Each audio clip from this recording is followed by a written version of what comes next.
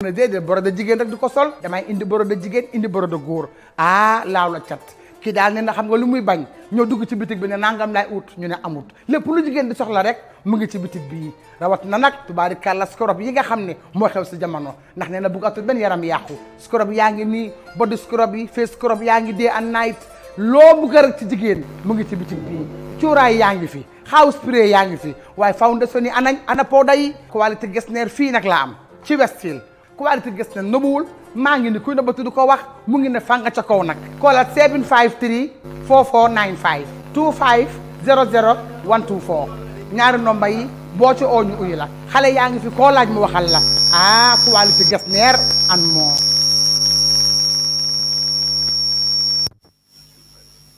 Thou hast committed torture, payment.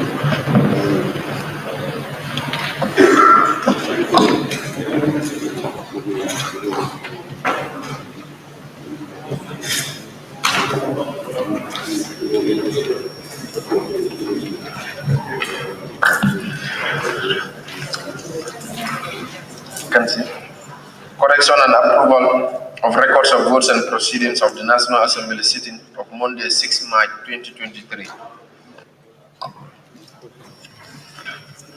Honorable members, the record of votes and proceedings of the National Assembly sitting of Monday, 6th March 2023 is before us for correction and approval.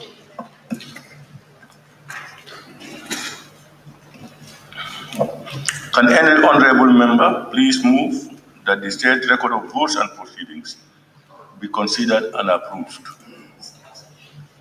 Honorable member for Sabak Sanjak. Thank you very much, Honorable Speaker. I rise to move that the records of votes and proceedings of the National Assembly sittings of Monday, 6th March 2023 be corrected and approved. Thank you. Thank you. Any seconder, honorable members? Honorable member for Sani Mentoring.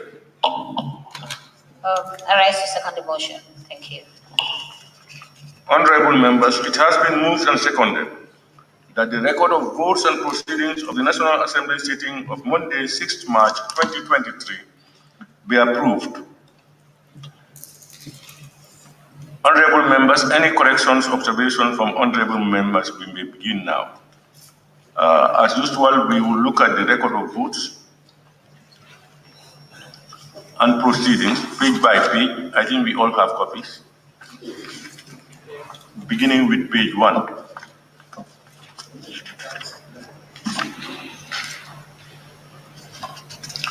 Page 1, honorable member for Jara Central. Thank you, Honorable Speaker. May I refer to page 5, motion.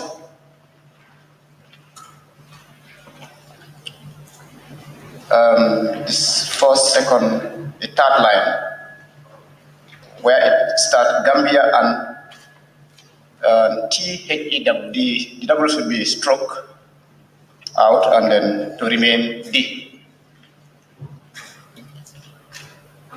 And European Investment Bank.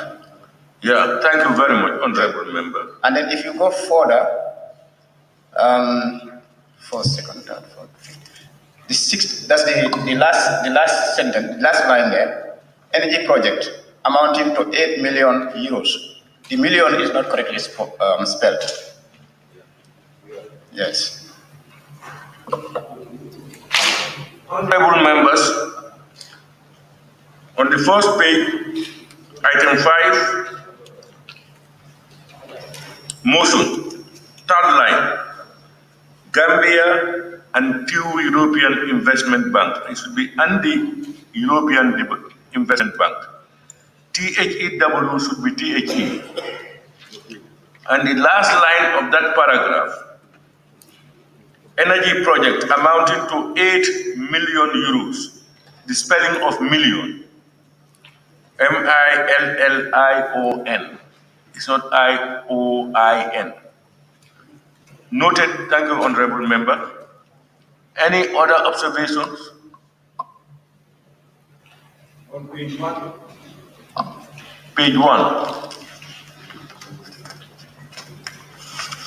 Honorable members, we can move to page 2.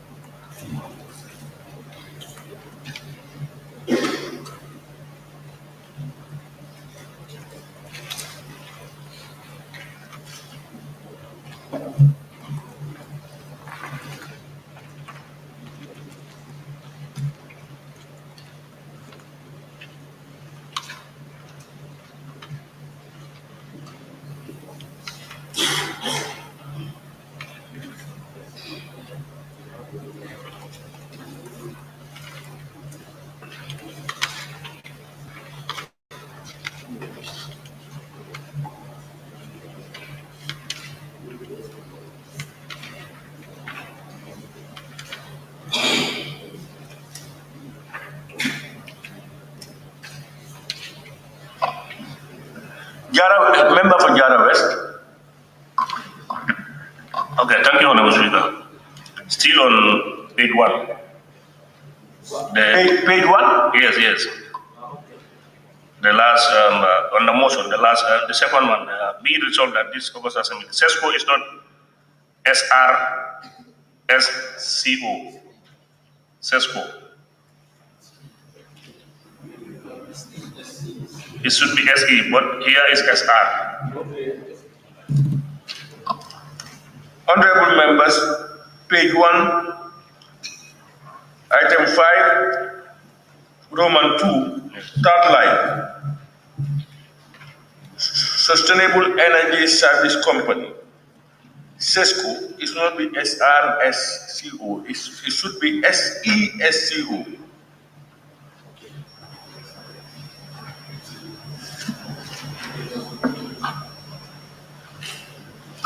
Thank you, honorable member.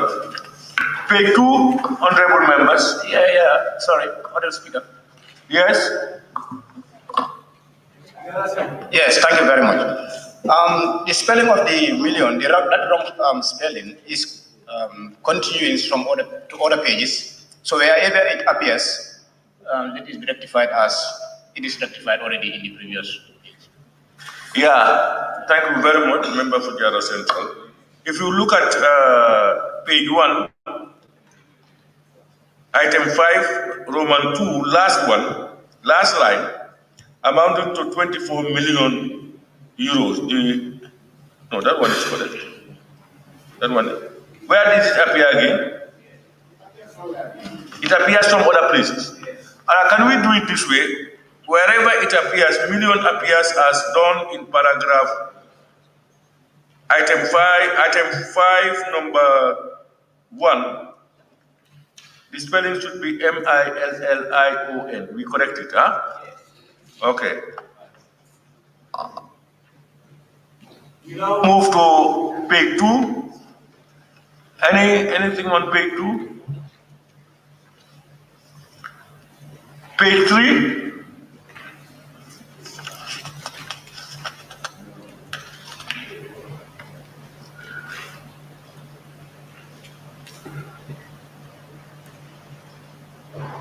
Page 3.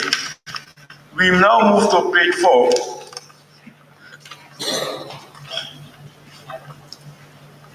Honorable member for Nyanija. Page 4. First of all, the second paragraph, I think there are some minor issues there. Second paragraph, second to third line, the non-attendance. There should be separation there between the non and the attendance. So you put a hyphen. That is one. Then the other thing is here. It confused here. Let me just read the third paragraph. I don't want to read the whole paragraph, but let me start from ministers who fail to attend to his or her businesses as scheduled, and non-attendance is tantamount to misconduct or contempt of the assembly in accordance with section 75 or 110 of the Constitution. I'm a bit confused about this because if you look at section 75, this is talking about vote of no censure, and 110 is talking about contempt of the assembly. Is this? Can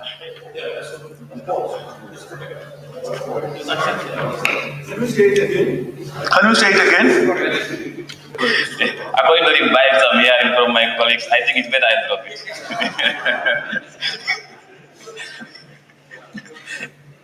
All right, honorable members, page 4, the second paragraph on page 4, the fourth line and the first word, non-attendance is joined. It should be separated.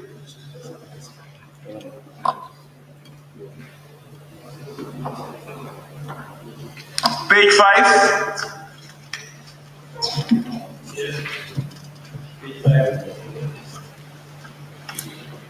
Which page?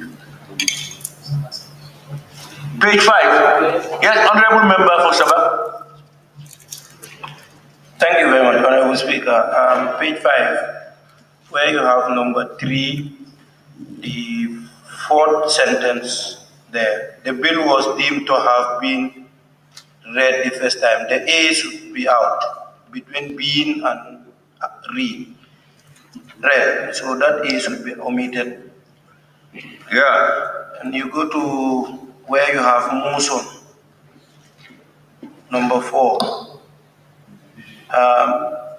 Be it resolved that this as August Assembly do consider and ratify the financing agreement between the government of the Republic of the Gambia and the THE, that W should be removed, and the European Investment Bank. That the third sentence there, the third line. And the SESCO has also repeated itself here, so wherever it appears, it has to be changed. That is the last sentence. Thank you. Thank you, Honorable Member for Sabah. The first one is on page 5, paragraph 3. Sorry, number 3, paragraph 3. The bill was deemed to have been read. The A should be out. Have been read the first time. A should be out. And then number 4, 1, third line, Gambia and the European Investment Bank. THEW should be THE.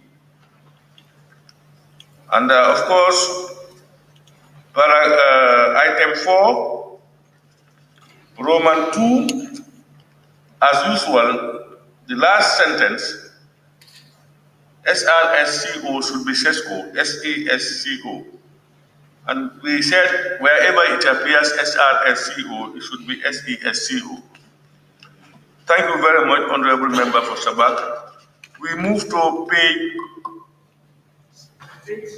page 6. Honorable Member for Sabak again.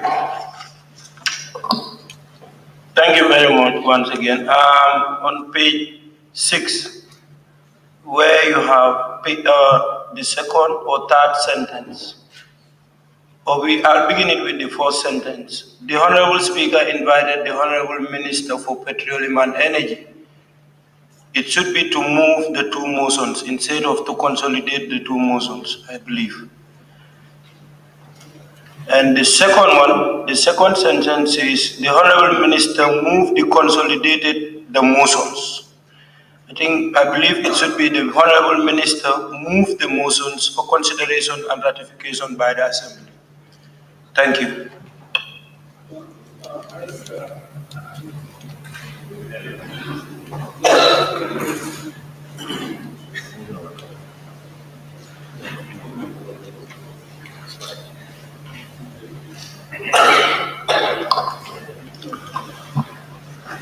Honorable members, the first paragraph, the Honorable Speaker invited the Honorable Minister for Petroleum and Energy to move the two motions, correct?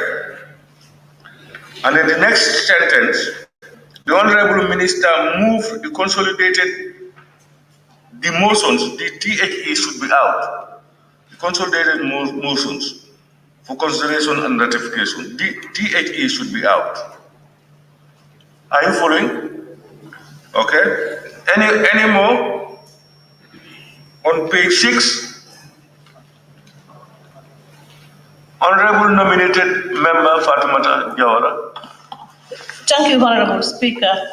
Page 6, under where we have the seconder of the motion, Honorable Lamin J. Sane for Birkama South seconded the motion and participate in the debate.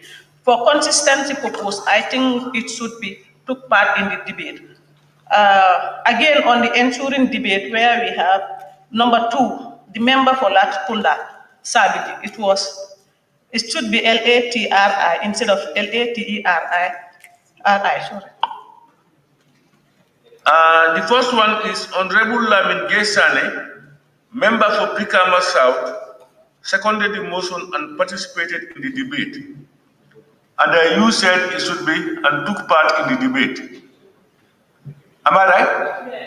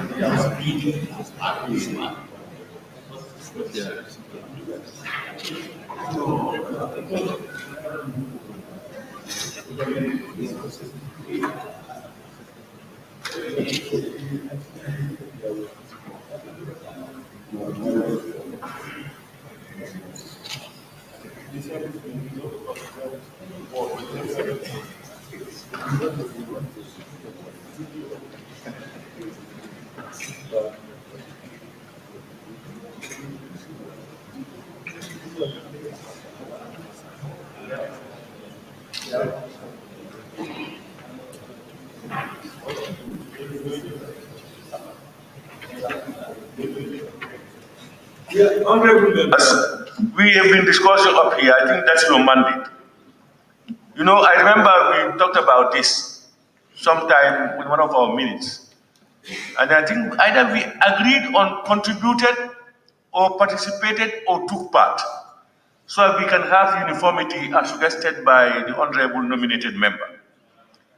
Which one are we taking now? Do you participate in the debate, or you contribute to the debate, or you took part in the debate?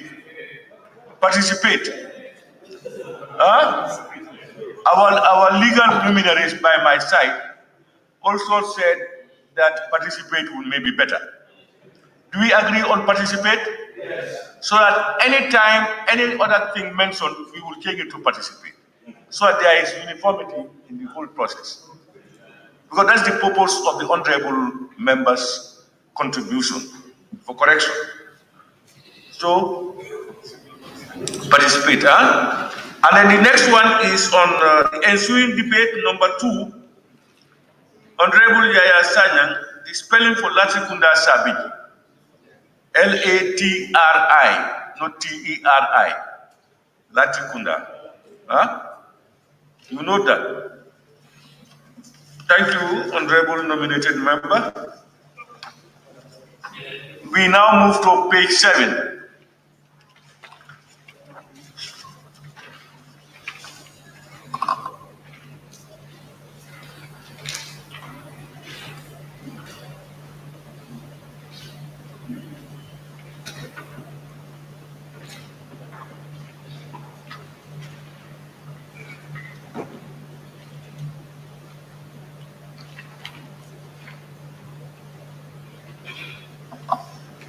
Okay, nothing on page 7.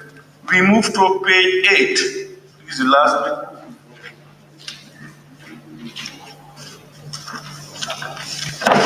Saba? Thank you. I just wanted to say the Latrikunda has also repeated there so that it can be changed. The spellings. Number 3. Okay. Honorable members, on page 8, number 3, Yaya Sanyang, Latrikunda spelling should be Latri, not Teri.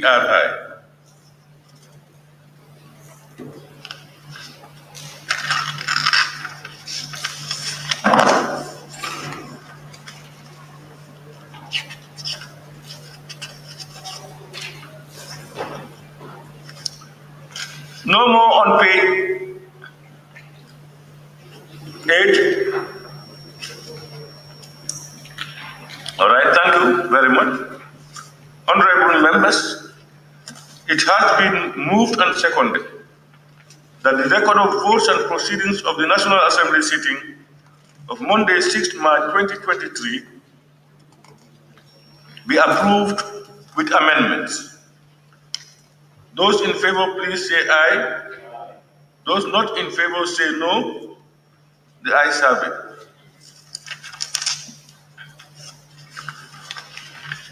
Clerk, can we continue? Laying of papers and report. Report of the Standing Committee on Public Enterprises on the State-Owned Enterprises Bill 2022 by the Honorable Chairperson of the committee.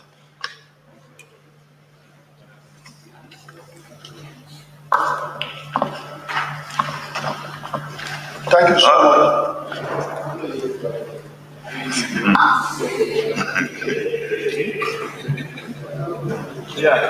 Take it easy. Honorable Chairperson, let me invite you to take the floor. Thank you so much, Honorable Speaker. Yes.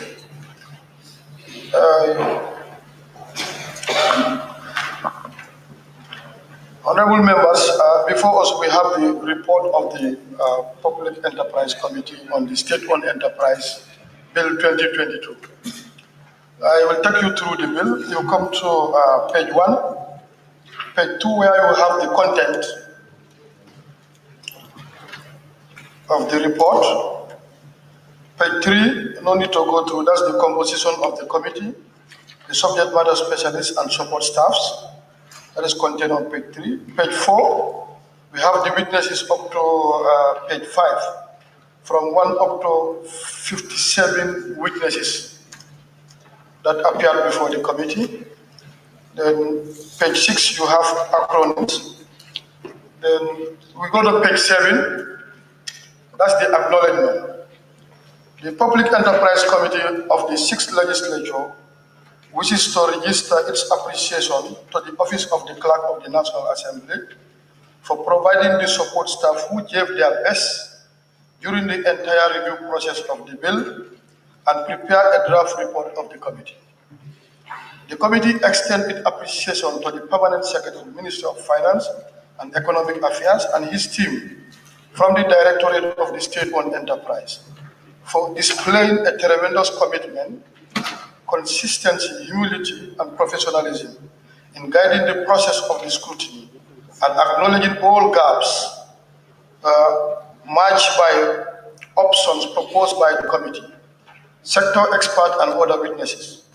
Similarly, the committee is appreciative to all the witnesses who took their valuable time to scrutinize the bill, part by part, clause by clause, appearing before the committee to give their opinion and recommendation. They satisfactorily demonstrate their competence, enthusiasm, and professionalism. Professionalism,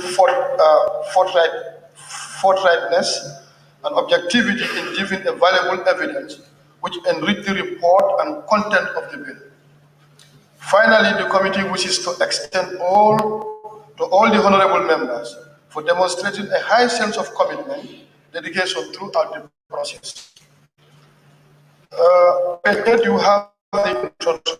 The bill entitled State-Owned Enterprise Bill 2022 was introduced to the 6th Legislature of the Second Republic during the 4th Ordinary Session of the 2022 legislative year, as enshrined in the Standing Orders of the National Assembly. On the second reading of the bill dated 19 December 2022, honorable members debated on the merit and the principle of the bill.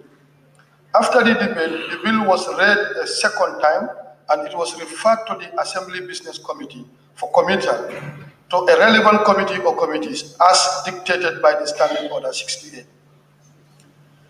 The Assembly Business Committee referred the bill to PEC for scrutiny and report back on its findings to the Assembly.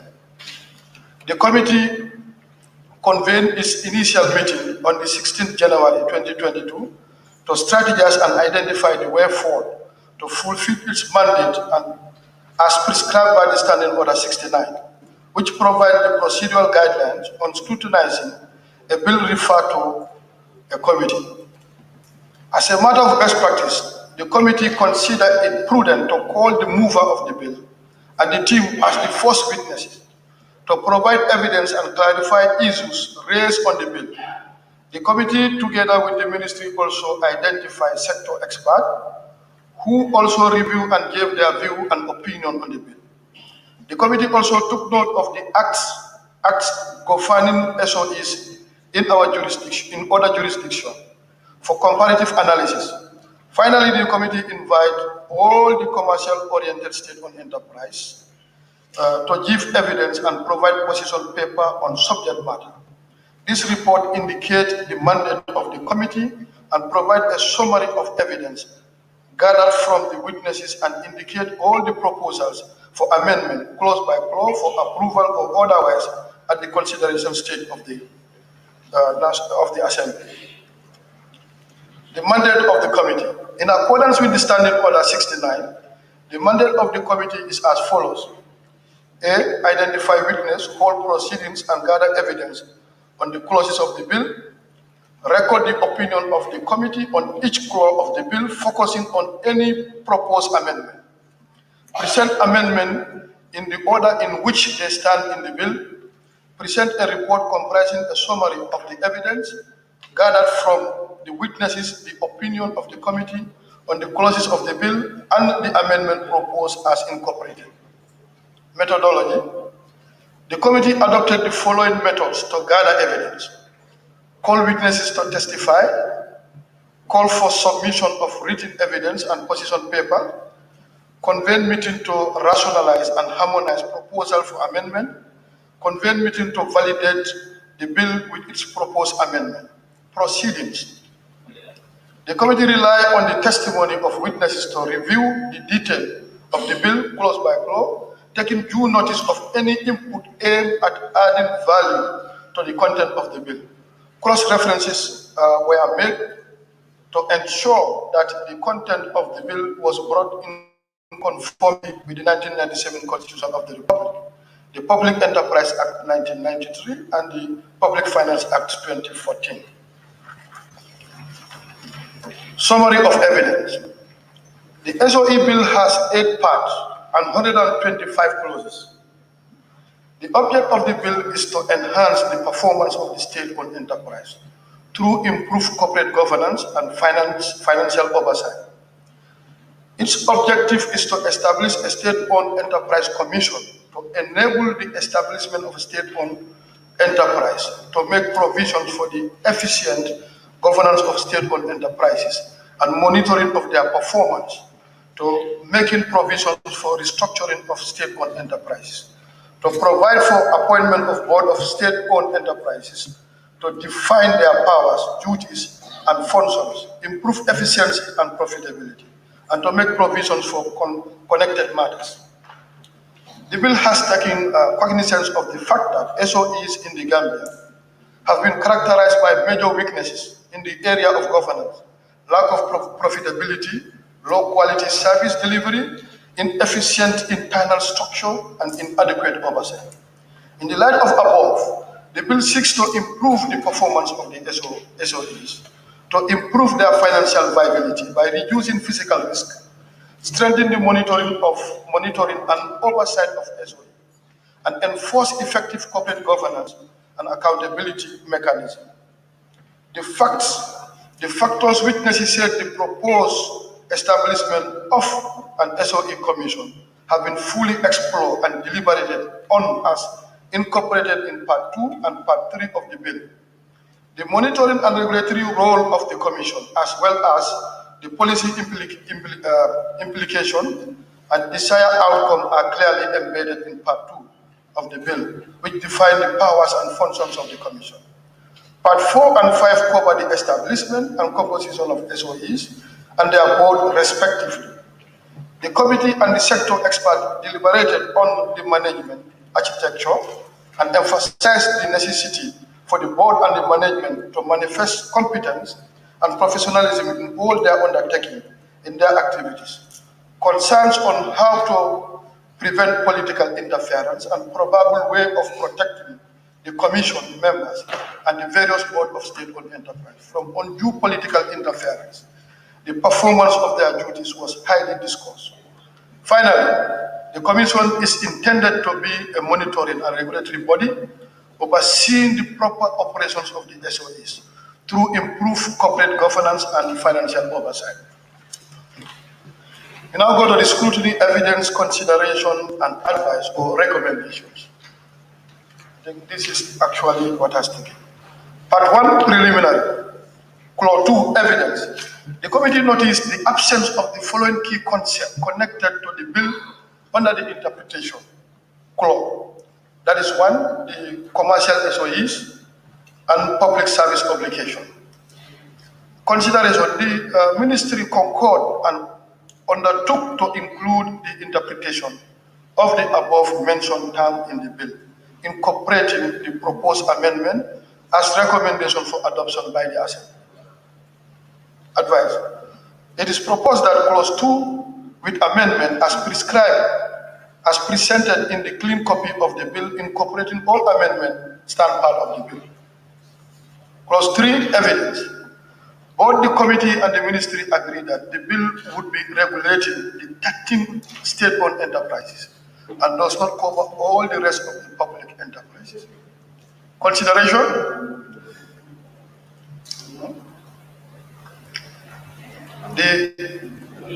The ministry agreed that it is more appropriate for the application to be amended to cover only the commercial SOEs. Advice, as usual, it is proposed that clause 3 with amendment as presented in the clean copy of the bill incorporating all the amendments stand part of the bill. Part 2, that's the establishment and the composition of state-owned enterprises. Clause 6 sub 1. In line with 1997 Constitution of the Republic of the Gambia, the President shall appoint members of Board of Directors or other governing body in consultation with Public Service Commission. Consideration, the opinion of the committee in this regard was agreed by the ministry on this clause and the Ministry of Finance to be deleted and be replaced with Public Service Commission. Advice, it is proposed that clause 6.1 with amendment as presented in the clean copy of the bill incorporating all amendments stand part of the bill. Clause 8 sub B, evidence. The committee recommended that there should be an addition of proven by a competent authority to be added to these clauses to make it legitimate and in line with other laws. Yes? Yes, thank you very much. For the sake of time, I think, as indicated in your report, the various clauses as you've discussed and amended make recommendations. I was expecting you only read maybe the summary. You allow us to press through this and make up. Please. Thank you so much. I think that is left to the floor if we want to, if you are okay. Like, I only refer to the floor since you have the report. Agree that? Okay. Now we are at page 6 where we have the establishment composition. We have clause 6 sub 1. That's the observation. Then 8. Then we have clause 9. The observation, it was recommended to the committee to replace clause 9, i.e. removal as a member of a commission with vacation of office.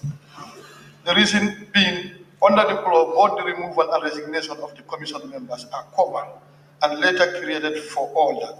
The committee further recommend for the addition of the consultation with PSC. Then you go to page 14. You have clause 9 sub 2, evidence. Committee observed that there is no time frame stated for the commissioner to tender a resignation to the president, and the report and the period of 45 days is recommended. The committee is convinced that there is a need so that the president will have time to appoint another commissioner within the period. Then we have clause 10.3. As evidence, one of the sectoral experts suggests for the addition of extraordinary and in consultation with the chairman to this clause. The reason being that the commissioner is mandated to meet quarterly and any other meeting will be extraordinary one. 12.2a and b, the evidence, the commissioner recommended for the replacement of board with commission A and B. Then we go to part 3, functions and powers of the state-owned enterprise. 13.2I. It was received in evidence that this clause might be asking the commissioner to be performing tasks that are out of its domain. And it was argued that some issues required an inquiry before they are referred to the court. In such instances, the commission cannot just refer the issue to the court. It is recommended that the phrase, it is brought before the court or any other appropriate body under this act to be replaced with, to be referred to a relevant authority. 16.2, it was recommended that the phrase minister responsible for finance be removed from the clauses for consistency. 19.2, the committee recommend to the drafters from the Ministry of Justice to redraft the subclause. Part 4, establishment, composition, and functions of the state-owned enterprise. 27.1, it is recommended that the clause be amended to read as the commission may, with the approval of the cabinet, require the state-owned enterprise to provide a public service that may not be in line with the financial objective of the state-owned enterprise, provided that such public service fall within the mandate of the SOE. 31.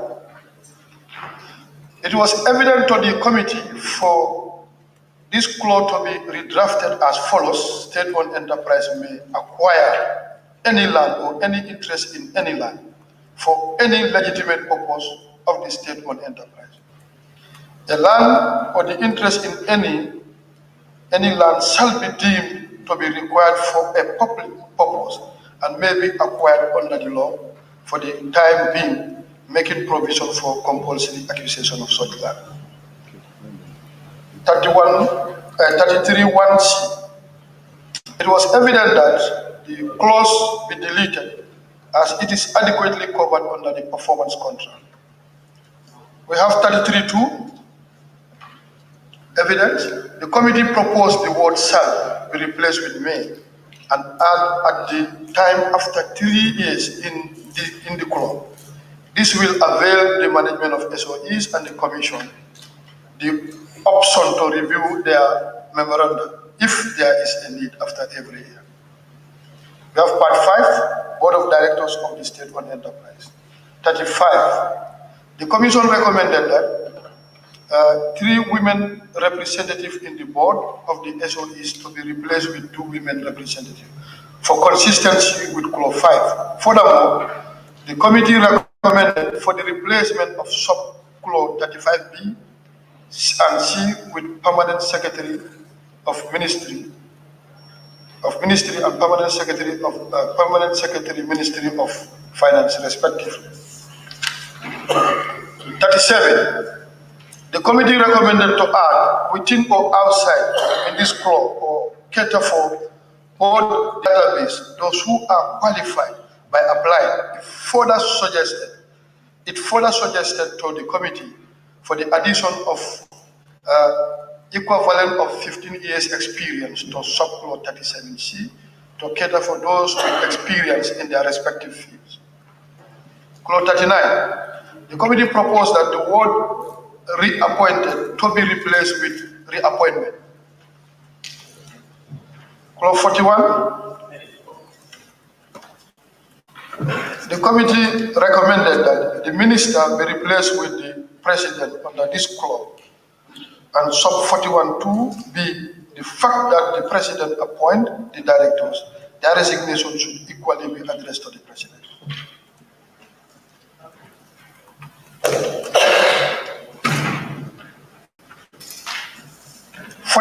Evidence.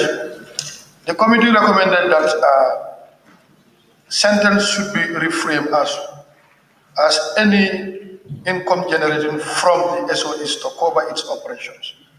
43, the ministry recommended to expunge the clause and subclause to continue under 42, subclause 4 and 42, subclause 5.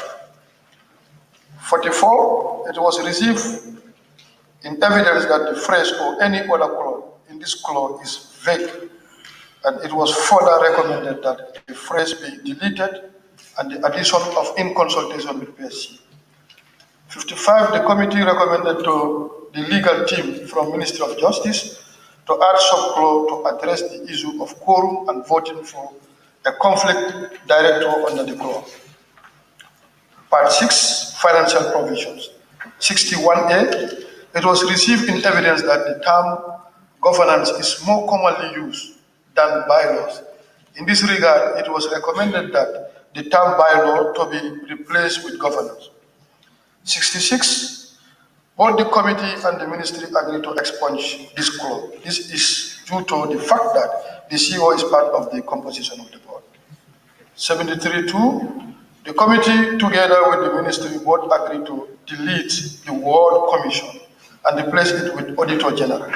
This is in line with the 1997 Constitution of the Republic of the Gambia. 74, the committee recommended that National Assembly should be deleted from the clause and the word and be replaced with true.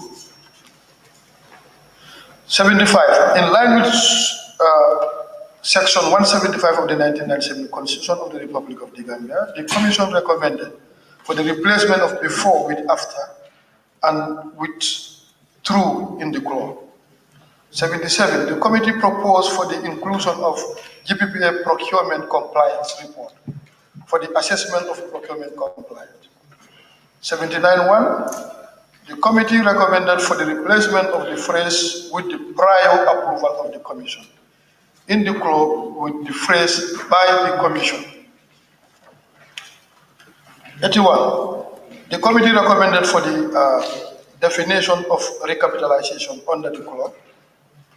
84, the committee recommended for the addition of the public to subclause 84 sub 4A as SOEs are mandated to provide public service to the populace.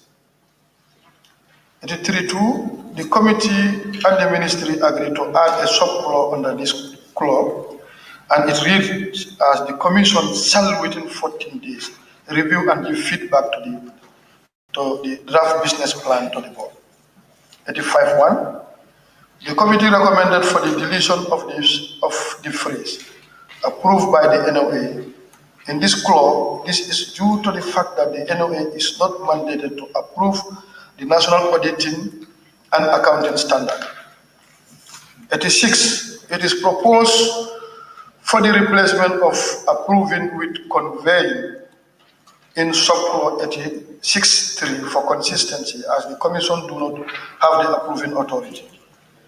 93.2, the committee and the ministry agreed that this subclause be deleted from the bill. The fact that the profit and loss account is contained in the financial statement will suffice. 93.3, the committee proposed for the replacement of profit and loss with financial statement. The financial statement account contained the profit and loss and other accounts. 96.1a, the committee recommended the clause to be restructured as before the beginning of the financial year, an estimate updating the budget for the current year. 96.4, the committee recommended for the deletion of economic affairs and maintain the ministry responsible for finance for consistency. 100, evidence. Committee recommended that 97 in this clause to be replaced with 99 as the clause 100 refer to clause 99, not 97. 102, it was recommended to change clause 102, the word objective, the word object to objective under this clause. Part 7, prohibited activities. 109, it was agreed by both the committee and the ministry to restructure this clause to read as a person shall not serve as a member of more than one board at any given time. 110, the ministry recommended to the committee to rephrase 110 as director of board shall not accept in respect of any transaction involving the state-owned enterprise to apply to subclause 110A and B. 112 for recommendation. 112 is recommended for redrafting by the Ministry of Justice. Clause 115, sub 1A, it was recommended by one of the sector experts that the phrase "any reasonable belief" in the clause to be replaced by the word "verify." We argue that verifying is more substantive than the phrase "as reasonable belief" in this context. 116, it was agreed that both the committee and the ministry to amend the clause to read as the Public Service Committee established under subsection 175 sub 4 of the Constitution shall continue to monitor the operation of the state-owned enterprise. It was further recommended that the clause to be moved to clause 125. Clause 121, it was recommended to the committee to replace the word "order" and "appoint" the word "recommend" in subclause 21(1)(e), G, I, and J. In this subclause, the power to the commission are executive powers. The commission can only recommend. Part 8, miscellaneous provisions. The committee proposed 117. The committee proposed for replacement of guilt with commit, as the law provides that a person is innocent unless proven guilty by a court. 121.3, for consistency with this act, the committee recommended the addition of phrase "subject to" or "in addition to" section 44. To this clause, it was further recommended to move this clause to clause 44.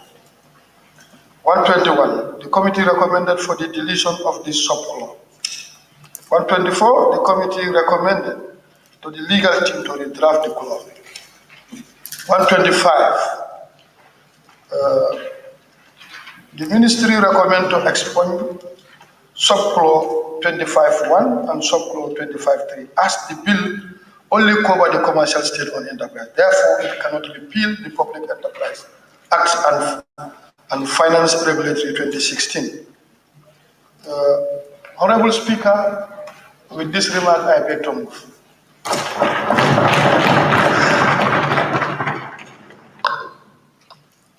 Any seconder? The member for Brikama North and Minority Leader.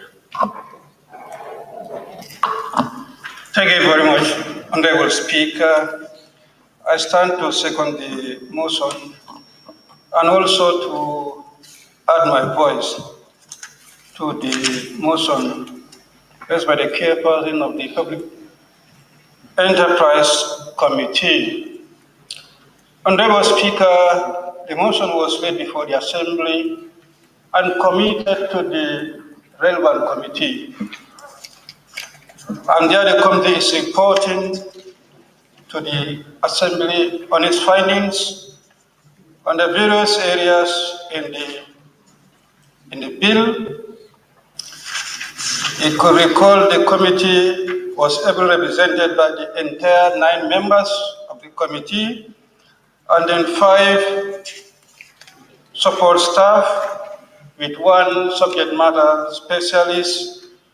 The committee invited 57 witnesses during their findings who came from different departments, agencies, and institutions, every represented by experts in their respective domains. With that, Honorable Speaker, the committee diligently worked very hard and they resolved to produce this report, which I don't think there are ambiguity issues where the Assembly need to waste more time to adopt or otherwise to reject the report. Our work is to assign them and they consult experts. We, the National Assembly members, we are not experts in most of these areas. We rely on the experts outside, and it's a committee that can consult and interact with those experts to be able to produce work that we can use during the third reading in order to enhance the bill. I observe all the 52 clauses that they recommended so far for consideration of the ministry for amendments. The ministry agreed in total with them for those amendments to be effected to enhance the bill. Except, maybe it could be a typo, in clause 121, in page 26, where it is for the consideration, the committee was in agreement with the recommendation. I believe it should be the ministry. It is the committee that do the observation, the evidences, and there they agree with the ministry in all the 52 clauses, except this one. They express that the ministry is in agreement. So I believe in this one also. It should be the ministry that is in agreement with the committee, not the committee in agreement with its own recommendation. That can sound funny. Yeah, I think it is just typo. But with that, if that is amended, I can say the ministry has agreed in total with all the 52 recommendations. So if that happens and we just adopt at the stage of the third reading, this will make our work very easy. I only want to remind us, if we adopt and again at the third reading, we want to bring our own recommendation here and there, contradicting what we have approved will make our work difficult. With that note, Honorable Speaker, I will urge the August Assembly to kindly adopt this wonderful work of PEG, and we commend them for their job well done. Thank you, PEG, and all the witnesses who took part in this work. Thank you.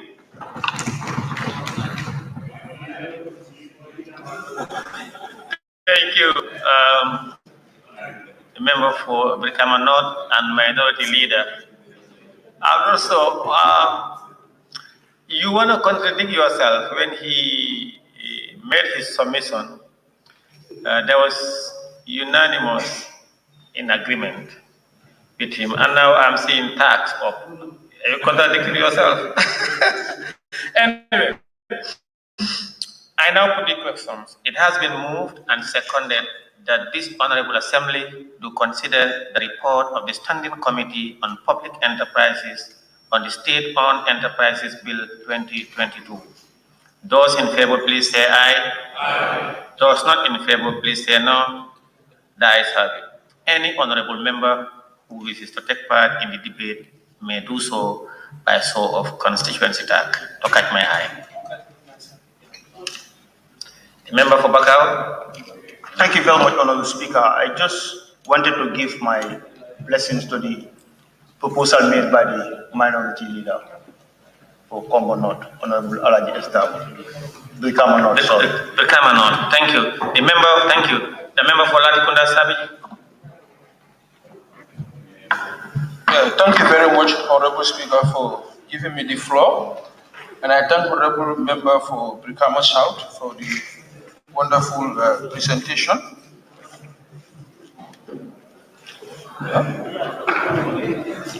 Yeah. Okay. Okay, Honorable Speaker, I also reinforce myself into the submission of a minority leader.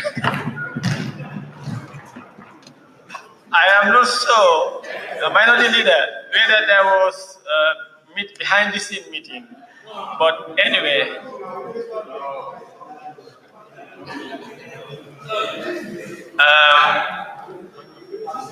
that means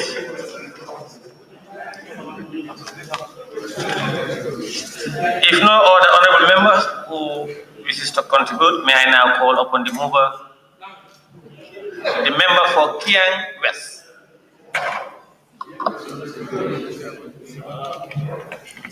Honorable Speaker, thank you very much for giving me the opportunity to contribute in this important deliberation. First, I would love to thank the Honorable Member for Brikama South for giving us such a detailed report, and the clauses were well looked at, and definitely their observations are really important for us to look at them.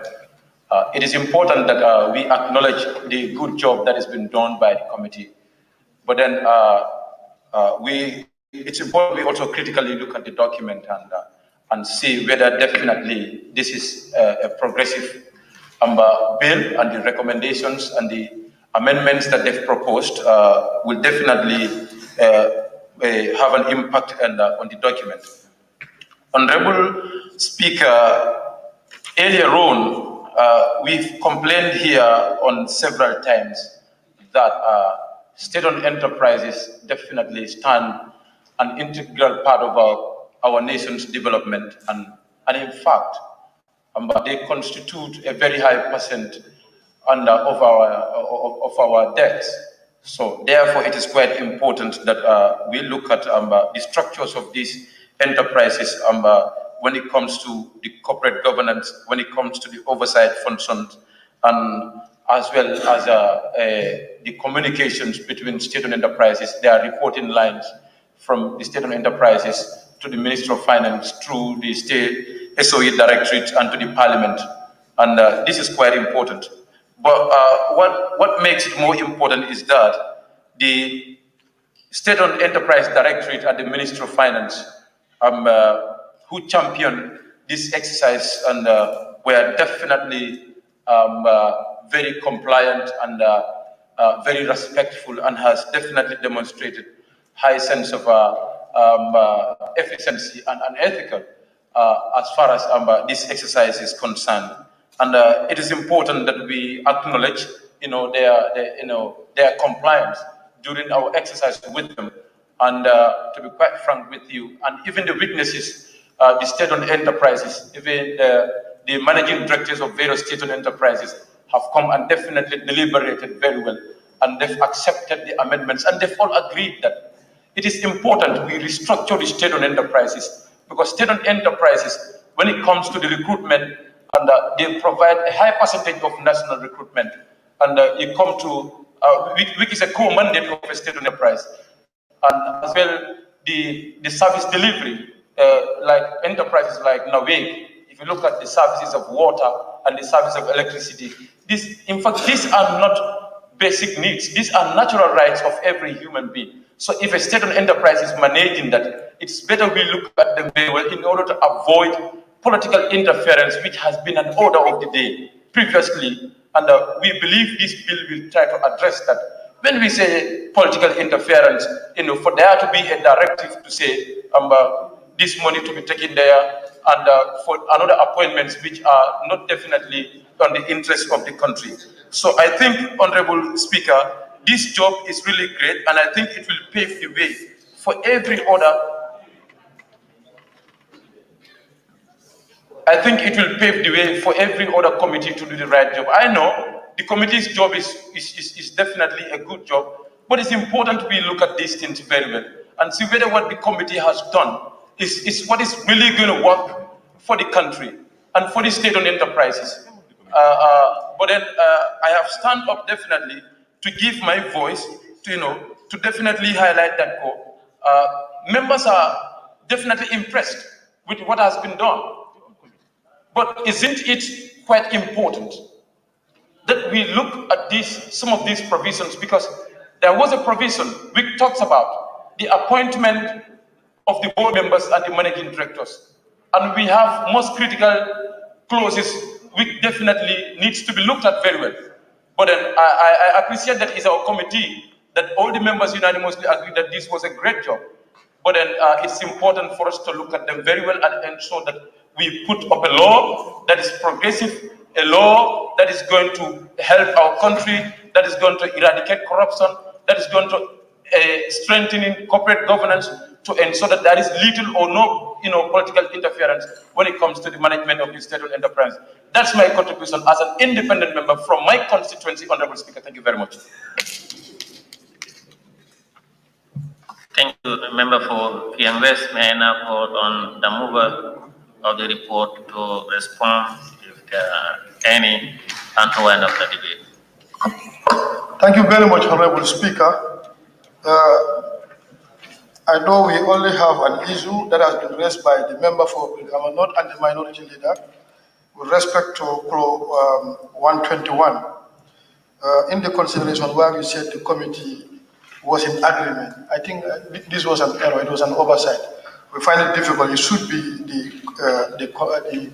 the ministry. So that is agreed, it's noted, it's a typographical error.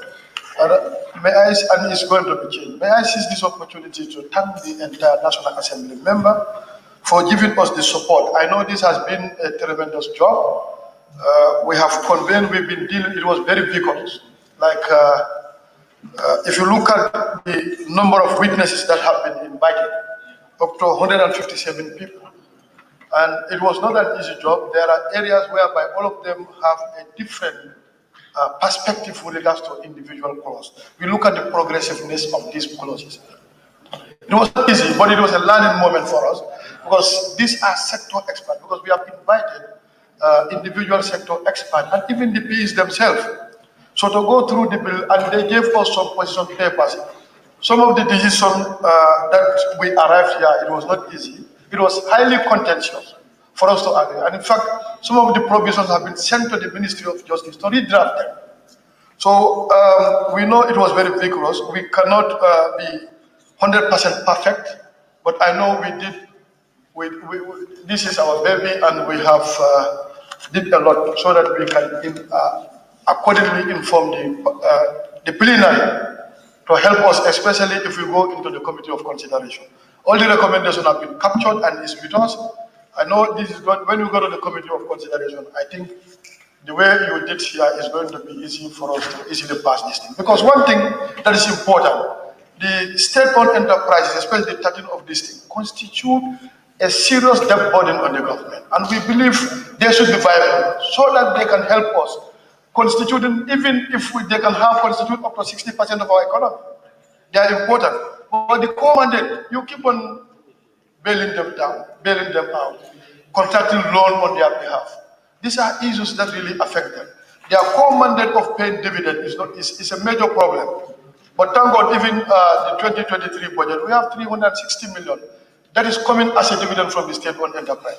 Primarily coming from the central bank, 150 million. You have GPA, 100 million, and GNPC, 10 million. So if you add this 360 million, that they are contributing. And in fact, with the passing of this bill, there is going to be a dividend policy that you must perform. And this performance contract that has been going on, and almost all of them are going to sign the performance contract. So I believe we need to help them to put them on a firm footing to make sure that the purpose of their establishment, pay dividend to the citizenry. So on that note, I thank you for your cooperation and encouragement. So I want to believe that if we add the committee of consideration, that is going to be on the 20th, you are going to comply as usual. Remember, this information, we gather it from sector experts who are overwhelmed with a lot of experience. So even us, we learn a lot. And I believe you will also learn among us. On that note, I thank you, I thank you so much.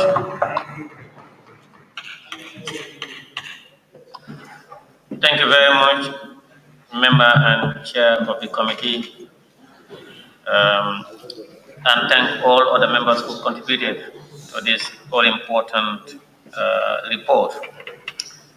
Be it resolved that this Honorable Assembly do adopt the report of the Standing Committee on Public Enterprises on the State-Owned Enterprises Bill 2022.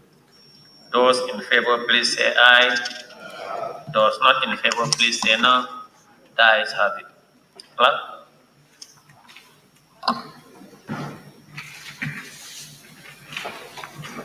Thank you. Laying of papers and reports. Report of the National Assembly Select Committee on Tourism, Arts and Culture Youth and Sport, countrywide visit to sporting facilities and tourist sites 2022 by the Honorable Chairperson of the committee.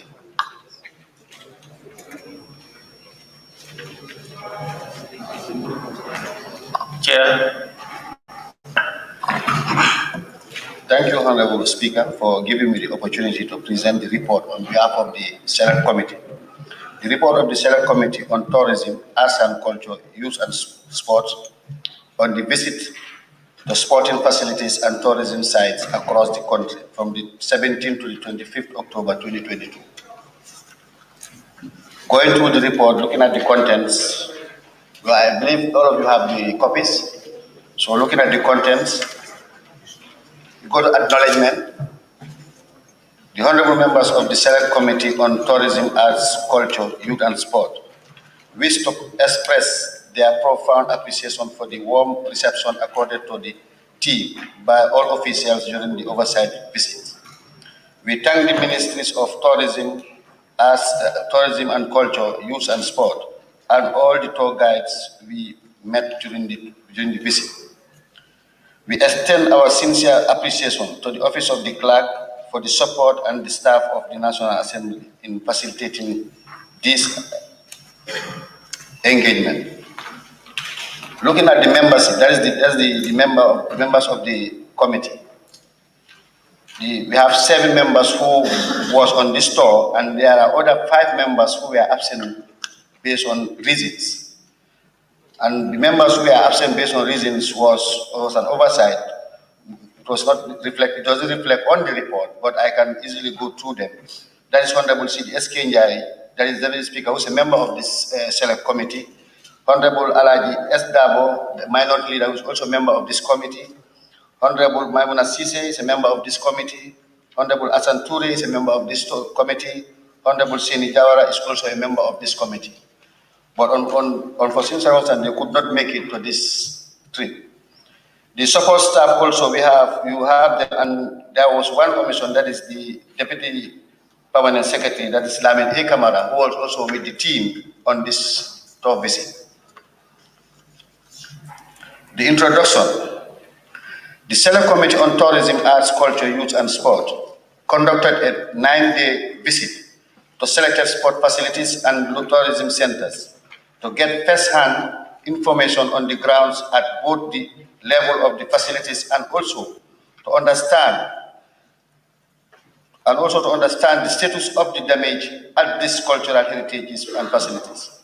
The purpose of the visit is in fulfillment with the committee's statutory mandate in accordance with Section 109, Section 2B of the Constitution of the Republic of the Gambia and Clause 97(1) and 2B of the revised standing order of the National Assembly to perform oversight on the institutions under the purview.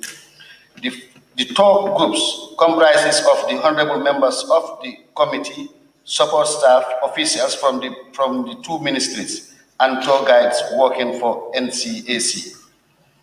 You have the objectives.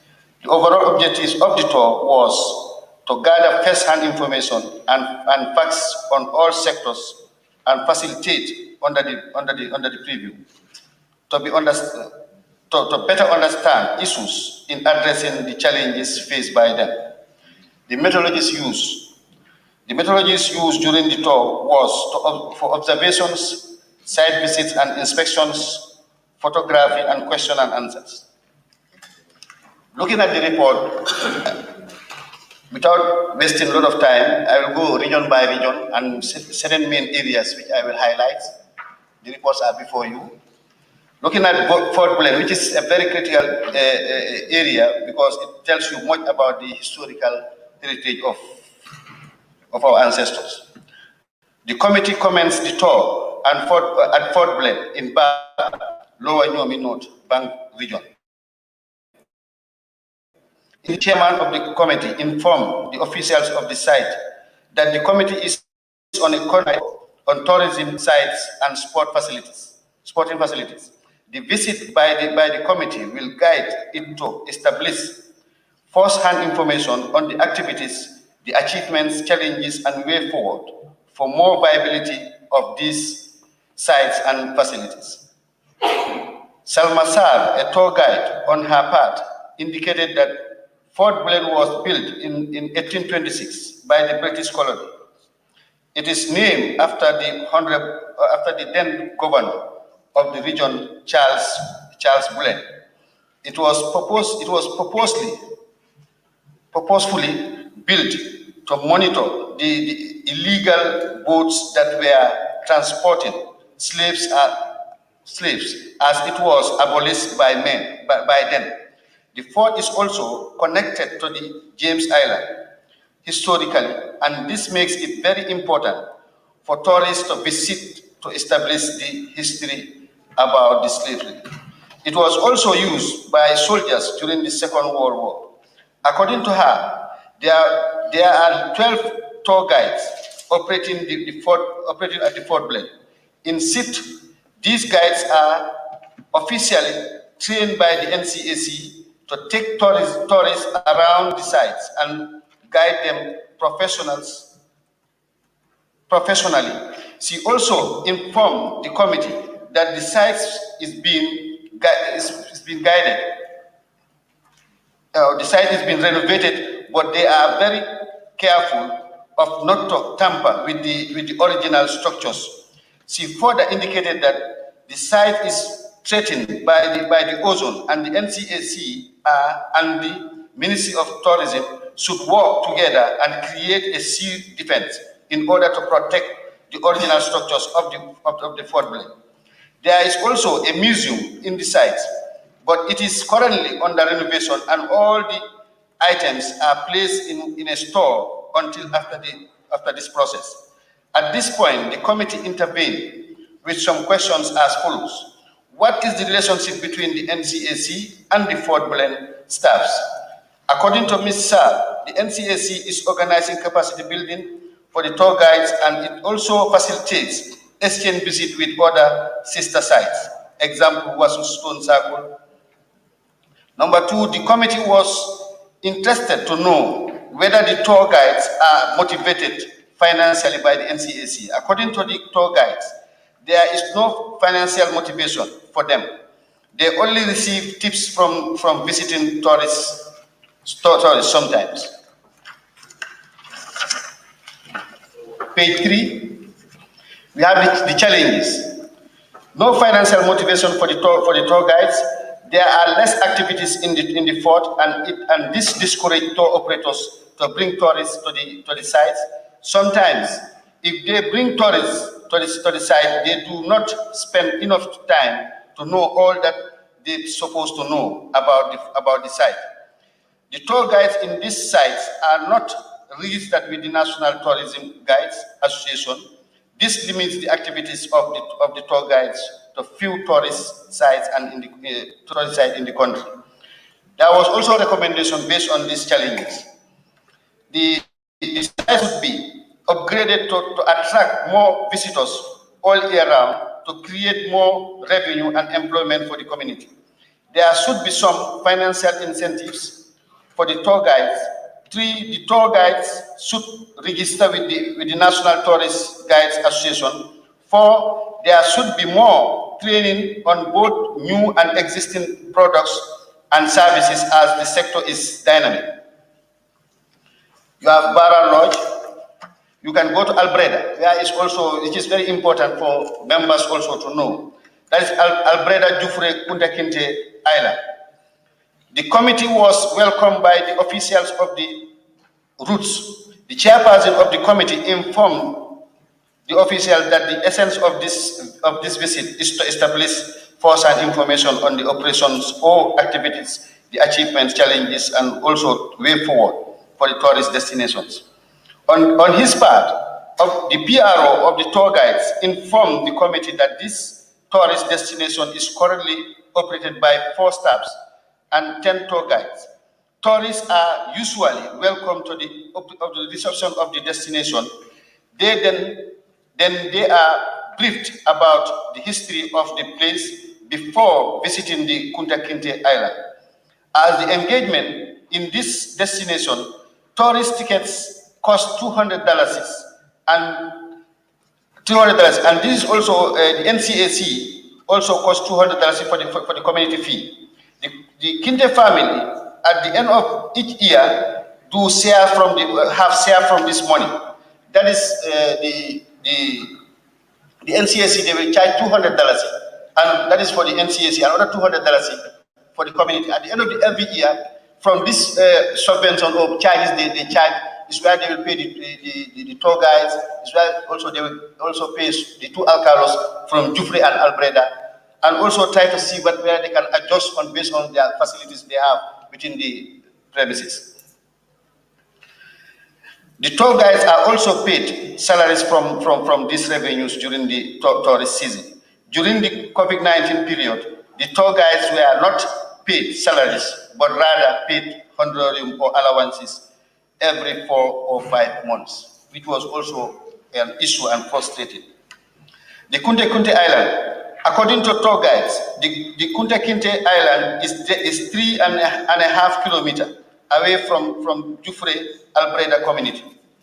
It is 300 kilometers away from the mouth of the river Gambia. More than half of the island is already lost to the ozone, according to the guides.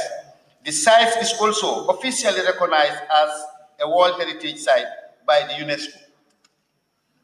This island during the slaves trade was the point where all slaves around the Gambia were gathered for 2 to 3 weeks before finally transported to the west.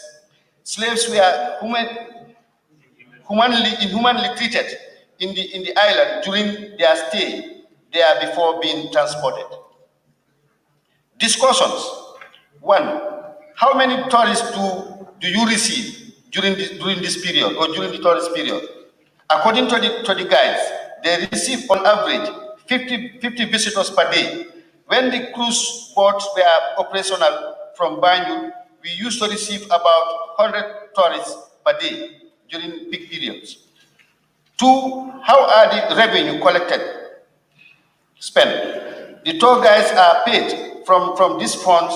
The Kunta Kinte family to have a share from this fund, and at the end of this season, the two alcalos are also paid from this fund.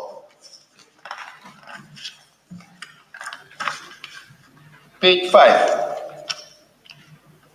Paid from this one, monthly from the funds, and part of this money is plunged back to the community. That is other development areas which they feel is necessary to be adjusted.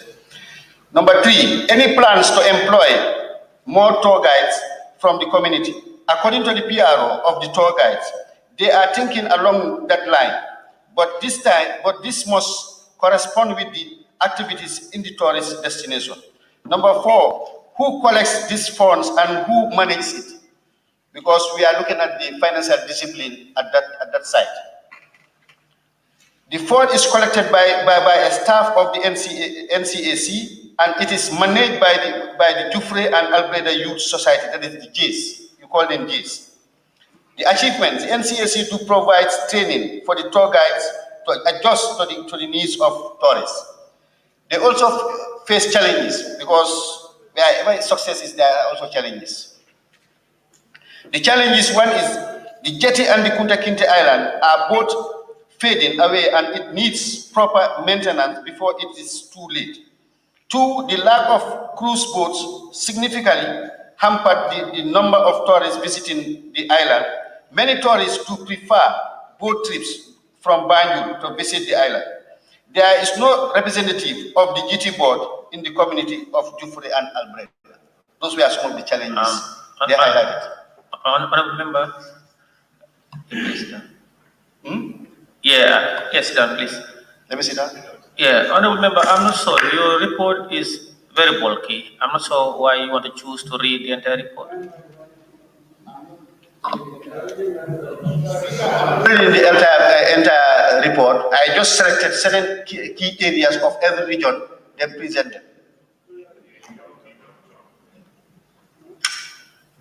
But I can also still summarize. When you come to challenge, I can only read one, then the rest people can look at it. Yes. Thank you. All right. Thank you for the observation. Thank you for the observation. For the recommendations, you have seen the ministry should think in introducing a cruise boat from Banjul to the Kunta Kinte Island. You have 1, 2, 3, 4, 5, 6, 7 recommendations which are highlighted in the report. You have the Kerewan President Award Scheme, that's the PIA. Looking at the PIA, they have about the hairdressing and beauty therapy. They have the fashions, they have mechanic, carpentry, plumbing, and workshop. But when we went there, the hairdressing therapy and fashions were functional, which was very impressive. But on the side of the mechanic and other areas, it needs to be readjusted and or even to rebrand the project, because it doesn't suit the people living around that area. And if you look at the challenges, for some of the female students, if they get married, they quit the institution. This affects the institution as much as most of the students are female. It is still a challenge that the community do not understand the importance of acquiring the skills. Some of the challenges is what they are facing right now.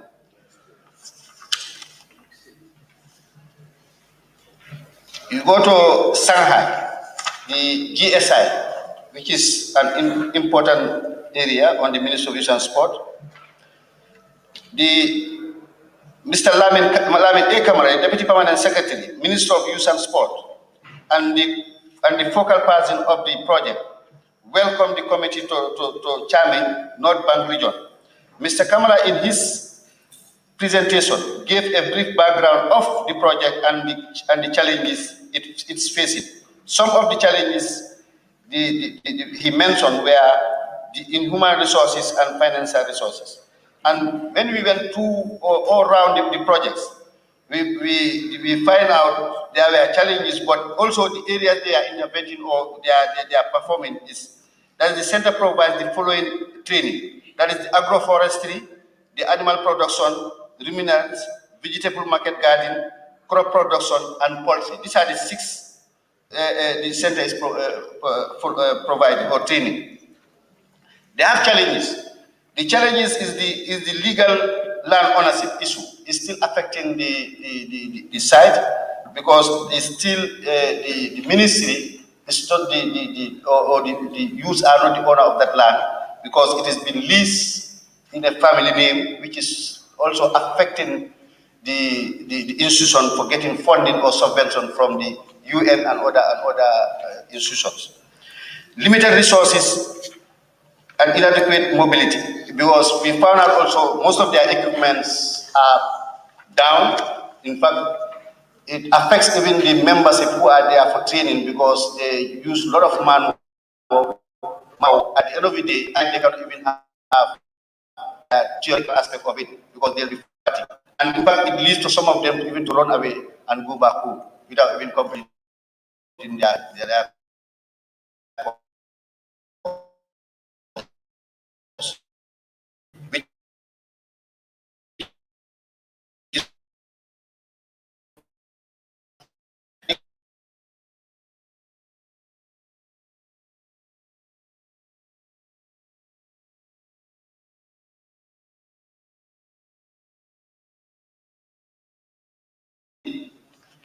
the youths were given some support from NGOs or other philanthropists. They gave the contract to the money, start the job you are facing, and it is still at standstill where it is.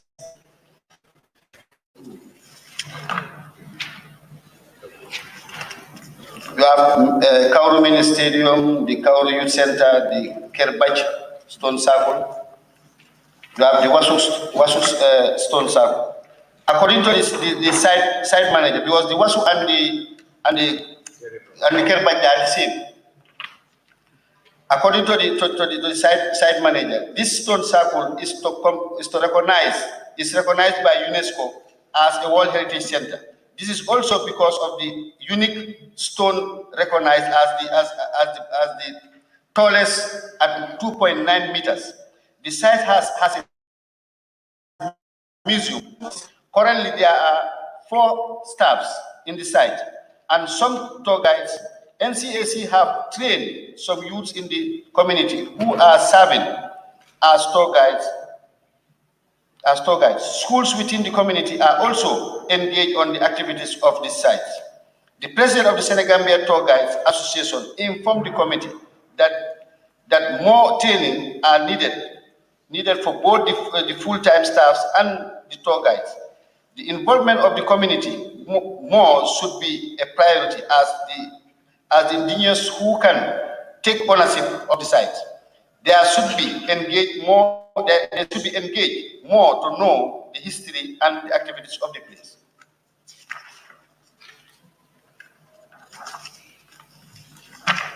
We visited the Wasu Skill Center, the Mango Park, and the Janjambure Youth Center. Looking at the Janjambure Youth Center, the chairman of the committee thanked the officials of the center for the welcome. He indicated that the committee is on a tour and the tourism, youth sports, and youth sport facilities around the country. The committee is mandated to perform oversight on all institutions under the preview of the ministries of tourism, youth and sport and culture. In this regard, the committee wanted to establish first-hand information on achievements, challenges, and provide reforms.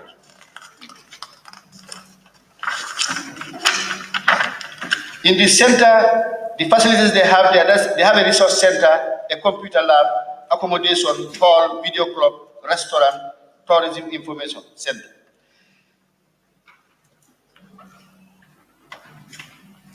A representative on behalf of the Tour Guides Association informed the committee that the Janjambure is tourist destination. The association consists of 30 young people and it is locally registered. Members of the associations are all trained on tourist guiding, tourist visit the island through tour operators who do not or do directly booking with us. Some of the challenges of the associations are the National Association of Tourist Guides do not want to cooperate with the Janjambure tour guides when they visit the island.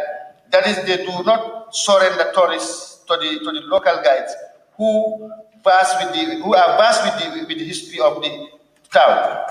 The Janjambure Tourist Guide Association, after their training on tourist guides, applied for license, and now for more than a year, these licenses are not being issued up to now. That's the concern to them, because they are not even recognized. That's why when tour guides travel with tourists to Janjambure, they refuse to hand over those tourists to the local guides.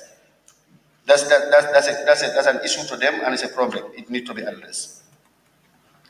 You have the Fulabantam Mini Stadium.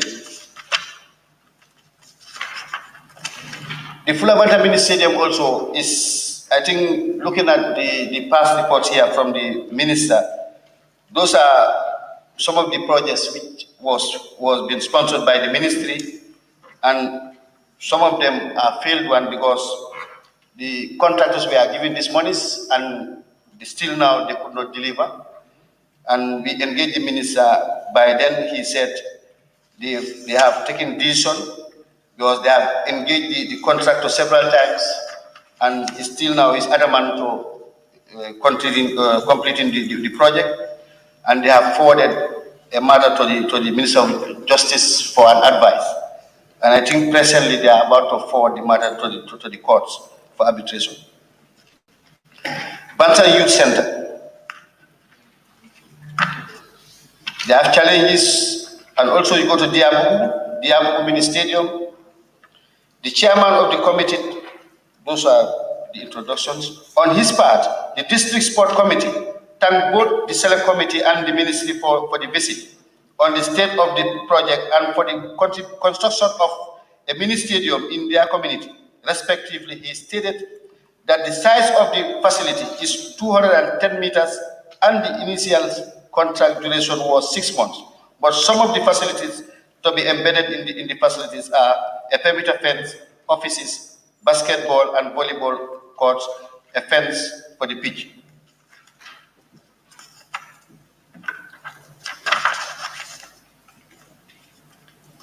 A backfilling of the pitch and planting of the natural Bahama grass.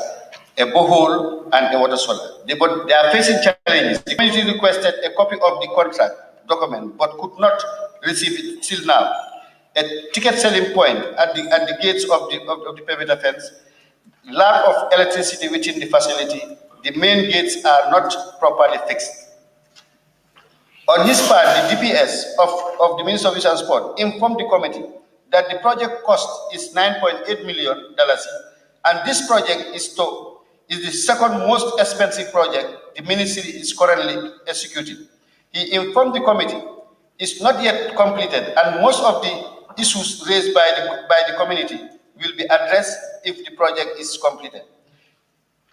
The chairman of the committee reassured the community of Diabu that they will play their part to see that the project is completed as agreed.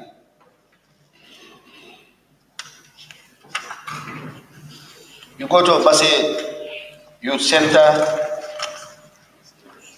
Basse Mini Stadium, they have some challenges, that is the inadequate finance for proper maintenance of the mini stadium. The dressing room are all dilapidated, poor state of the pitch. The basketball is not working, mobility, lack of security service, the field is eroded, and the soil texture is not favorable to be used as a football field. The recommendation was to construct construction of a standard football field with pavilions and dressing rooms, and provision of security. We went to also the Basse Cotton Weaves. That is also part of under the Ministry of Tourism. During the visit, we were able to interact with them, and the discussion was centered on, we discussed, and they said during the discussion, the committee find out the inadequate cotton trade, because those were the challenges they were forwarding to us. The association is not registered. They have no permanent place to stay. Marketing of their product is also a challenge, because when they prepare them, they always leave them lying down there. At times, even to get another phone to go and buy for other raw material to be is a problem also. So those were their concerns. We also make some recommendations. A permanent place which includes a production center and a showroom, financial support to be provided by the Ministry of Tourism and Culture. Motivation, the traditional skill needs to be preserved, because that's the only traditional dress which we know is our own. The Sotuma Samba ecology. These are one of the ecologies which the tourism was constructing throughout the country. The committee visited the Sotuma Samba ecology, which is also among the 5 ecologies being constructed by the Gambia Tourism Board, GT Board. The lodge have 12 rooms, and the contractor is awarded to Lair Group. The committee also find out that the construction is ongoing, meaning the contract is not yet completed of the contract duration. We went there, the contract duration elapsed, but we find out the job was ongoing, and at least the person we found there, he promised that they will complete the project, though they failed the target time, but they will also implement as they agreed based on the contract. We went to Soma Mini Stadium, the same constraints. Pakalindi Youth Center. We went to Tendaba Camp and the Manduar Mini Stadium, which is also part of the stadiums which the ministry was also constructing. The Manduar Mini Stadium.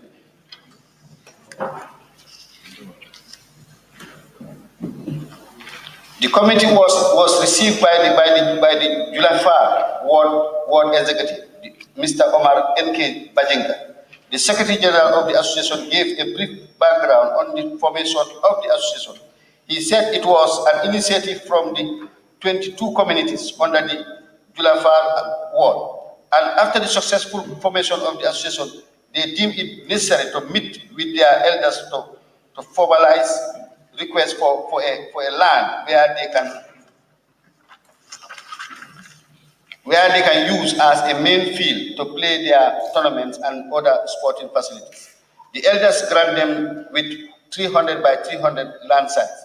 The association then approached the Ministry of Youth and Sport to help them with the mini stadium, which the minister promised and later fulfilled the funding. The association also informed the committee that since 1965, the mini stadium is the only project Kiam West ever benefited from the government. The alternative pitch they have is an open field which has no source of income for the association. They only depend on their brothers and sisters in the diaspora to fund their sporting activities. The committee, that is the contract, the committee also engaged the contractor, that is the contractor, Bala Engineer, informed the committee that the total amount of the project was $7.9 million. He started the work since 2019. According to him, he submitted a master plan which includes all the relevant facilities that the stadium could have to the Ministry of Youth and Sport. However, the contract awarded to him only covers the field and a dressing room with toilets. The contract duration was 8 months, but according to him, he was having some problems with water and the place was busy. He informed the committee that he even went further in clearing the place, which was not part of the contract. He told the members that everything is finished except the grassing of the field, which is due to lack of water. Mr. Fabakar Sane thanked the committee for creating time and giving them the opportunity to share ideas regarding sport development. He also thanked the Julafar World Association for the great work they are doing in developing sports within their area. But in as much they have these facilities, they also facing some challenges, that is inadequate financing, no office, no furniture in the premises, no pavilion, the perimeter fence is shut, volleyball and basketball grounds not being constructed, and the wrestling ground. We went to Kiam West National Park. Now we went to the Independence Stadium, which is a national concern, because as you know, presently we cannot host any international match at the Independence Stadium due to the dilapidated or bad condition of the stadium, which is also affecting some other countries. When we were received by the general manager, that's Mr. Ibufai, in his deliberation, he informed the committee that the stadium is the only stadium that can host international matches in the whole country. And since inception, it was never gone under any major maintenance. The stadium was built in 1982 and has 87 staffs. The total budget for the stadium is 9 million every year, covering both salaries, operation, and development. But the stadium never received the whole 9 million subvention which is allocated to them. He informed the committee that the stadium is banned from hosting international matches due to its poor condition, and after some consultation with the page 29 with the government, they were given 100 million, 10 million to renovate some of the facilities to meet up with the FIFA standard as per their recommendation. They also have a hotel which has its own manager, but under the supervision of this general manager of the stadium.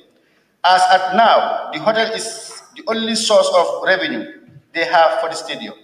Mr. Pai also told the committee that they have once requested 35 million from the government to renovate the hotel and make it a 3-star hotel. But this request has never been granted, and they believe that if they invest the 35 million in the hotel, it will save them from all the financial constraints they are facing.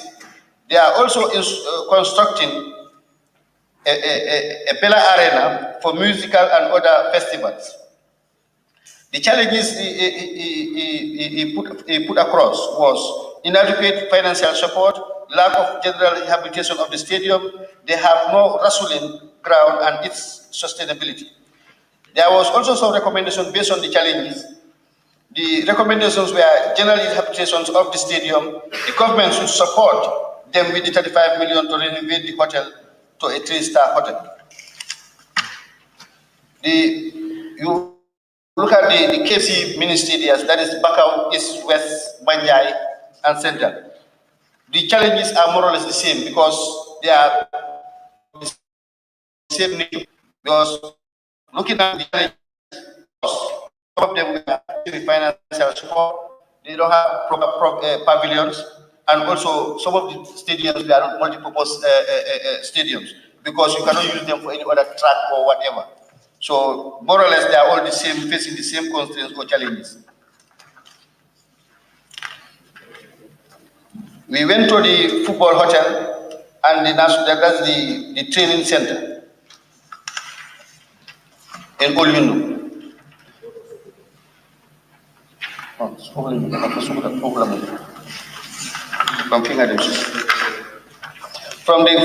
the football hotel,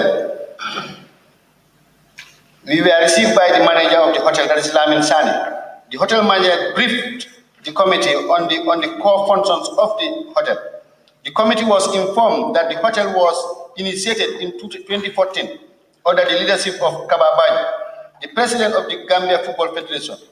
The hotel is semi-autonomous and has 40 standard rooms, administrative block, conference room,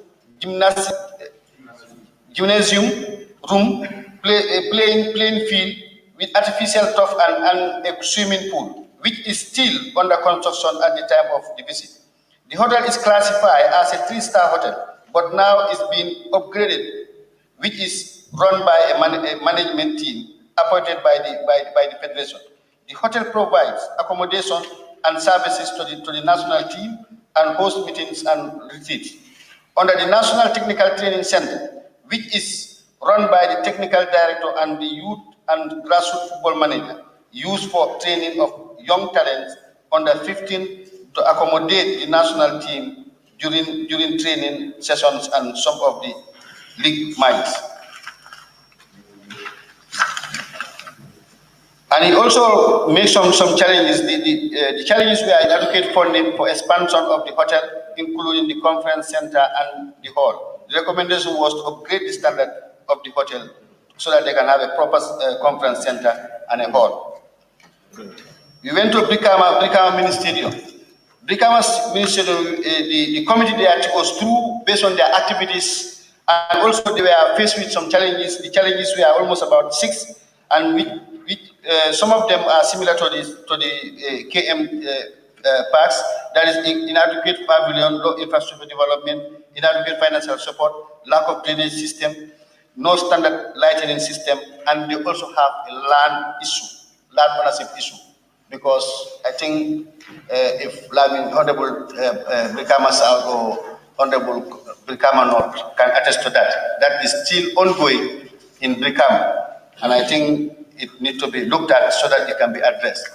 Because the Brikama, I don't know, Bolonda, I don't know what, they are claiming the football field belongs to them and they should, in fact, be benefiting proceeds from that field, which they are still looking at their level, at their community level, and see how best they can address it.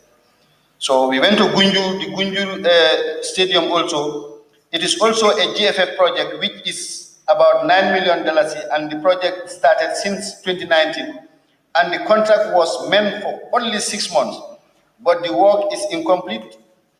The full package of the project was a field, a pavilion, a dressing room.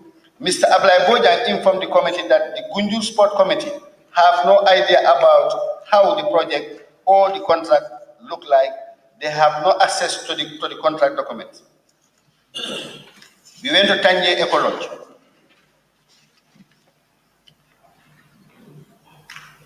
The committee was received by Mr. Zakaria Sow, the owner of the Eco Lodge. Mr. Sow expressed his appreciation and thanked the committee for being the first delegate from the government to visit him since the inception of his Eco Lodge.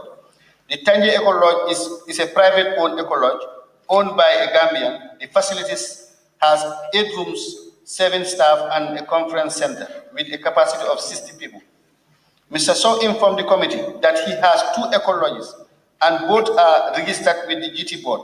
The second Eco Lodge is located at Fonyi Block, West Coast region, and due to the COVID-19 pandemic, the Block Eco Lodge have not been operational. He also informed the committee that he has never been visited, neither get support from GT Board and the Ministry of Tourism and Culture. Mr. So informed the committee that the land is owned by the people of Brufut, Madian, and Tanyi, and after every year, a percentage is paid into their account as per their agreement. He was also faced with some challenges, as he said. He said they have a water and electricity supply challenge, lack of security. He encountered a lot of theft cases, inadequate human resources, inadequate financial support, lack of support from the government. Sukuta Dembadu, that is their mini stadium. All these mini stadiums, their problems or challenges are uniform. So that is financial, water, lighting, and other things. They are the same. It is indicated in the report there. So we also have a broad recommendation. The broad recommendation was funding on the preservation and rehabilitation of our cultural sites, to subvent all regional youth and sport committees. The sector developed a tourism countrywide calendar of events and leverage on the 182 historical and cultural sites for the development of cultural tourism. The investment of ecotourism can be in the line with government policies, that a domestic tourism policy should be in place in consultation with the respective stakeholders. Again, in addition, we have extra tool, that is the Ministry of Youth and Sport, to put up strategies in building a second national stadium with a bigger capacity with Olympic tracks lanes. The other one, three also, the Ministry of Youth and Sport, to put up a strategy in building regional mini stadium throughout the regions with Olympic track lanes. So those are part of the recommendations we put forward, so that at least the demand on the national stadium will reduce. We can also take some of our international matches to other regions where at least it will also contribute some revenue for those regions. So in conclusion, Honorable Speaker, the tourism and culture sites are facing serious challenges due to the inadequate funding and support from the relevant authorities. We need to find solutions to challenges and ensure that the tourism industry is strive to meet standards. The committee also noted with concerns that the development of youth and sport are facing serious financial constraints, both in the areas of infrastructural development, governance, management, and ownership of land problems that needs to be addressed as soon as possible.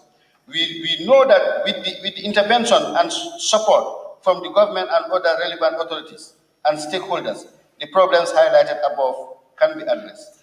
In looking at this conclusion, even during the budget retreat, the committee was able to at least try to allocate some funds so that at least all the regional committees, because since the inception of these regional committees, both the youth and the sport, they have never received any subvention from the government or the ministry, so that at least they can conduct their activities and do their capacity buildings. So during the budget retreat, the committee was able to allocate some funds so that at least the ministry can subvent some of the regions. Thank you, Honorable Speaker.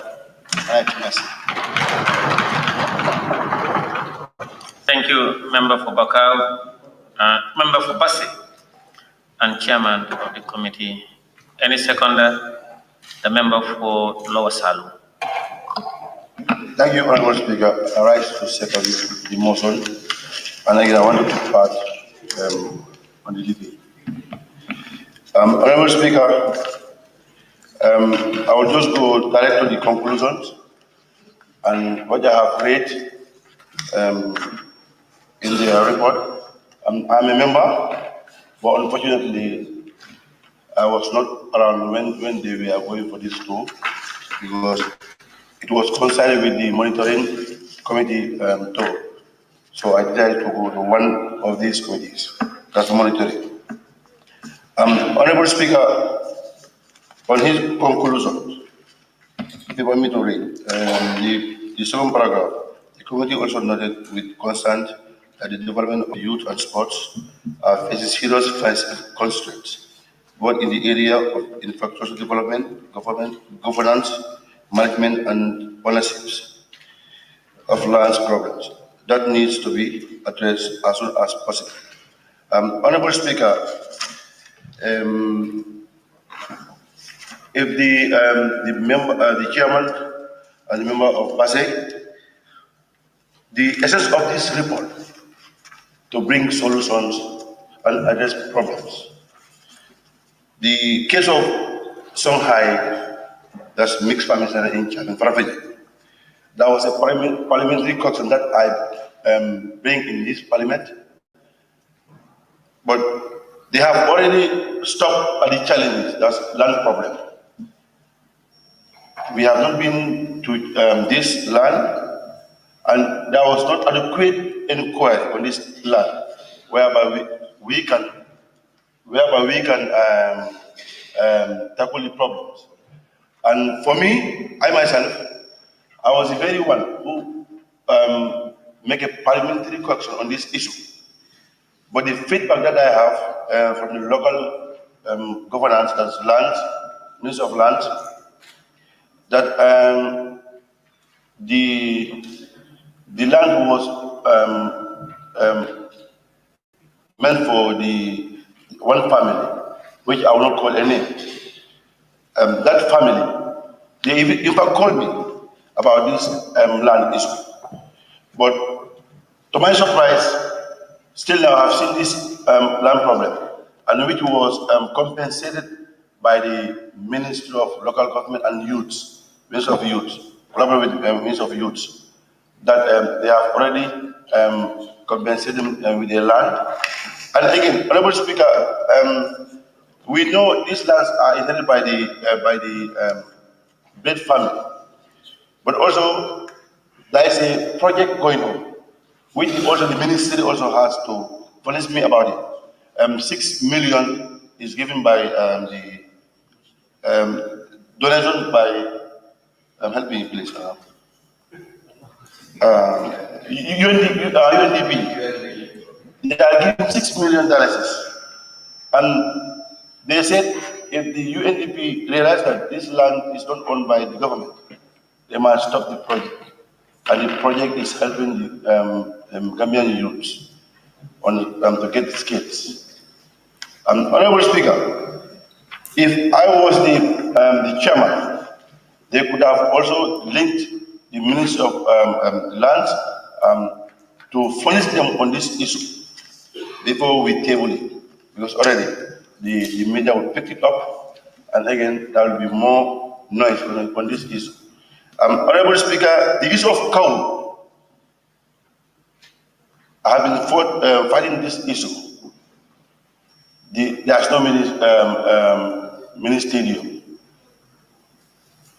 You cannot call it a mini stadium because they said they are constraints of funding. And all these projects, there are monies there. But none of these projects are finished. Still now, then they are not constraints of funding. Because where 9.8 million is paid, 30% of the money is paid, and still now, the project is incomplete. Then you go to Kaur and the minister, the money that was paid, still now there are pennies money that are yet to deliver to that was since in 2014 or 2030. Still now the minister is that they just make a fence with goal posts, with basket loan, which even I myself can do that. Honorable Speaker, you know, as in National Assembly, the reason why we are going for oversight, things that are not happening, we make this to happen. Because we cannot just bring a report, we pass it and it stops here. Many of us, what I experienced in the last 5 years, we make recommendations here, but we stop. We end it for today. There are monies in this country, and there are projects. And normally, if this project comes in, they will invest all this money, And at the end of the day, there will be no impact. The project will be not finished. They will eat all the monies. Or they mishandle all the monies. Honorable Speaker, we as National Assembly members, we have to make a stop on these issues. Because project will come for our people, just a minority group used to invest that monies in their own selfish interests. Honorable Speaker, the issue of Kaur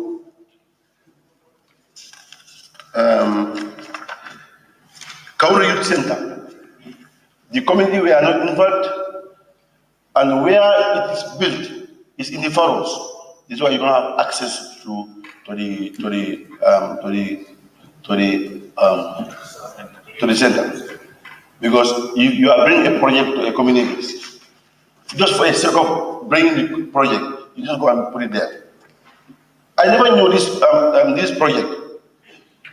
When the day of the opening, they called me. I said, "I'm not going." I said, "I'm not going." They asked me to go and represent the people. I said, "I'm not going." And when this project was finished, and they spent monies there, and how those monies are spent, even that's the coxswain the committee are talking about. We have to go away on these issues. Let's be together and develop this country. This country is ours. We cannot just look on people's eyes. We said we will not say the truth. One day or the other, we all accountable being in this office. Let's do the right thing. As honorable members, at the end of the day, you should even pass a resolution to stop politics. Because if now you pay 80% of the monies to a project, and still now the project is just there as it is, what's the essence of now looking for a legal advice? And before a contract is signed, the termination of the contract is always listed there. Go there, go back to the drawing board. Because what you ask them to do is not doing it. They terminate it. But they will not do it because the reason why, where the outing of the contract, the first of outing of the contract, they don't take the right procedures. One, you can see the qualified people, but you just choose somebody because of you will give in a tip, because you are giving something on that project that basically will make you not to make a monitor on that project. Now you paid 80%. Now where is the minister who are giving those monitoring to monitor that project? Where are they? Then something is wrong somewhere else. And which we are going to say is all about we have to be very justice on what we are doing. We take the right food for our people. You can't be taxed for a job or an office. You just try to secure yourself. None of this project will go across the entire country. None of this project is fulfilled. And none of this project is expected from the development partners or from the ministries. And they will never say anything. But you contact somebody, he's not doing good. Stop him or her. But then the fundamental problem wrong is where they will award the contract. They only award contract with their friends or families or the person that you can do those dubious acts. That we should stop, Honorable Speaker. And Honorable Speaker,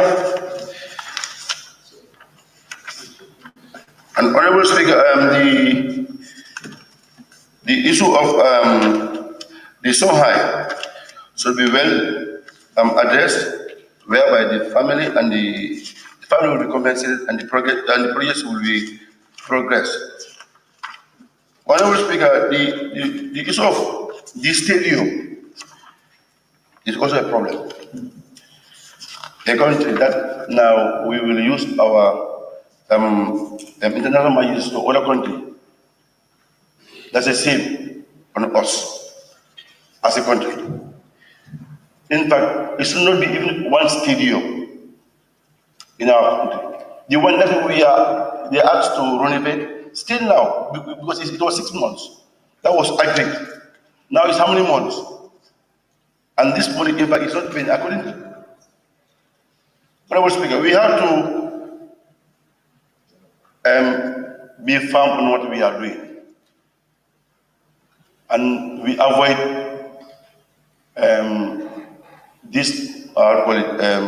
things that are happening that I will not use a word, because if I will use it, it's all about disruption. We stop this thing. Our country, nothing makes this country going backward. It's because of this corruption. If you are taxing an office, at the end of the 1 year, 2 years, you start building story buildings.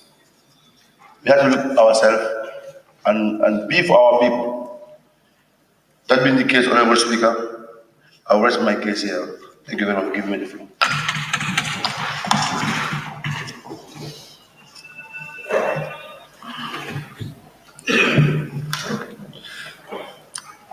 Thank you, Member for Lower Salem, for seconding the report. May I now put the question. It has been moved and seconded that this Honorable Assembly do consider the report of the National Assembly Select Committee on Tourism, Arts and Culture and Sports, on youth, on tourism, arts and culture, and youth and sports countrywide visit to sporting facilities and tourist sites 2022. Those in favor, please say aye. Those not in favor, please say no. The ayes have it. Any honorable member who wishes to take part in the debate may do so now. The honorable member for Combo South. Thank you very much, Honorable Speaker. Let me join my colleagues to thank the committee for the report, and also to start from where my right honorable member for Lower Salem ended his deliberation.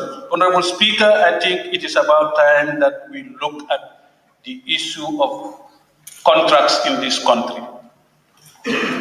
Contracts have been awarded to contractors, agencies, and other people in this country, and the deadlines are missed. All from the report, all the projects that they visited, there is a failure in all the contracts that were signed.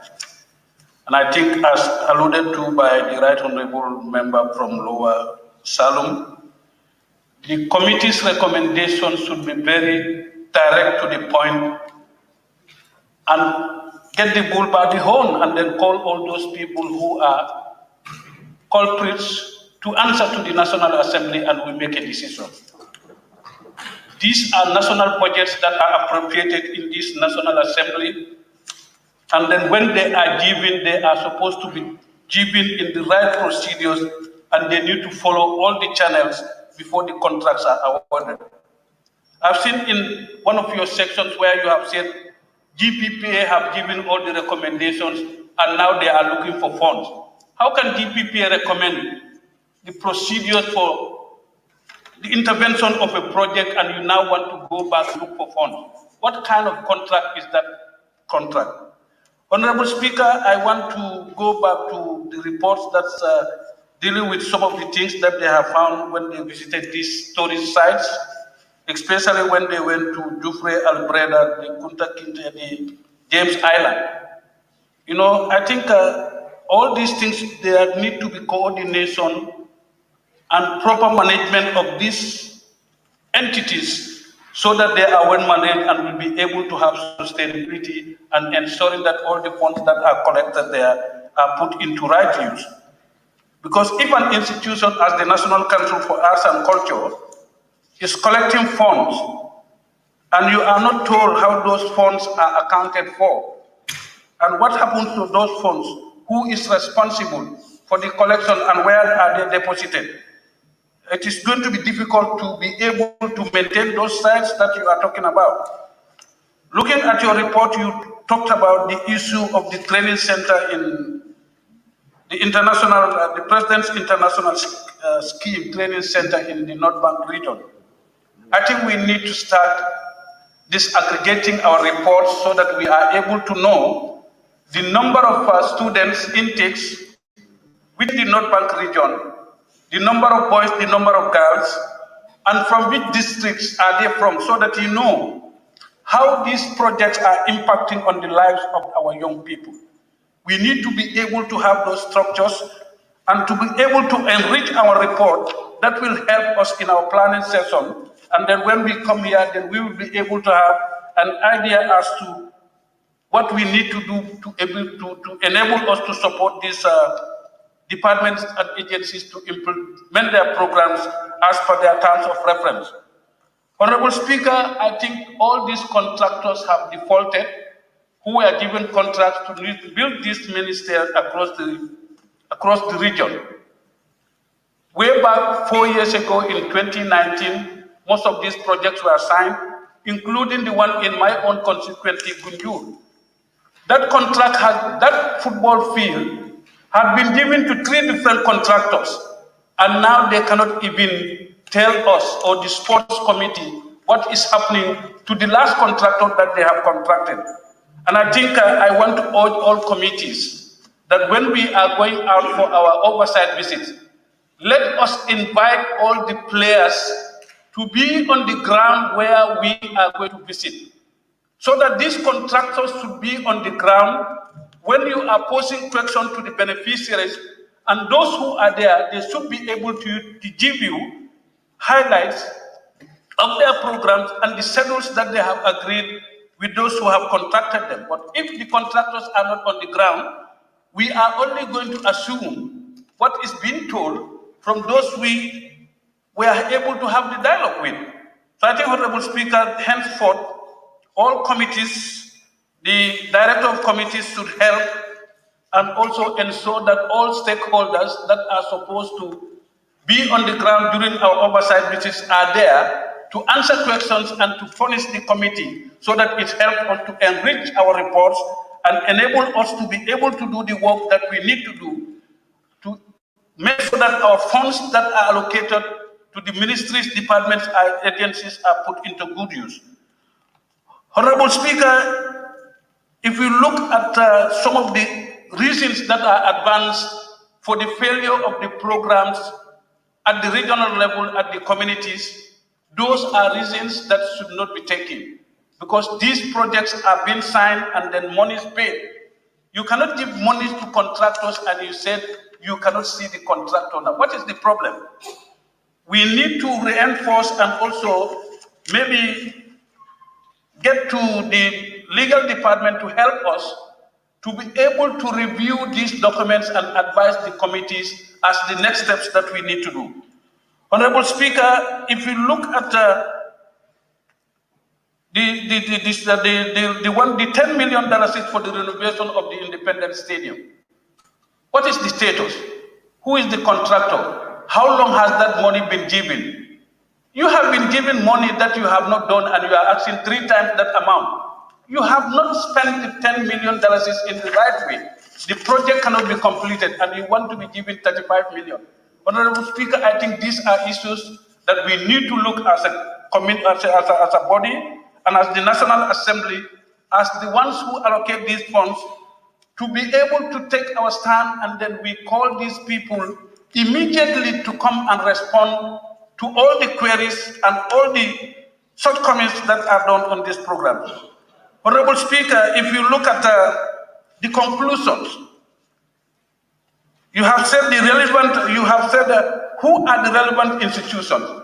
Come directly to the point. The Ministry of Tourism and Culture is the one who had given the contracts to these contractors.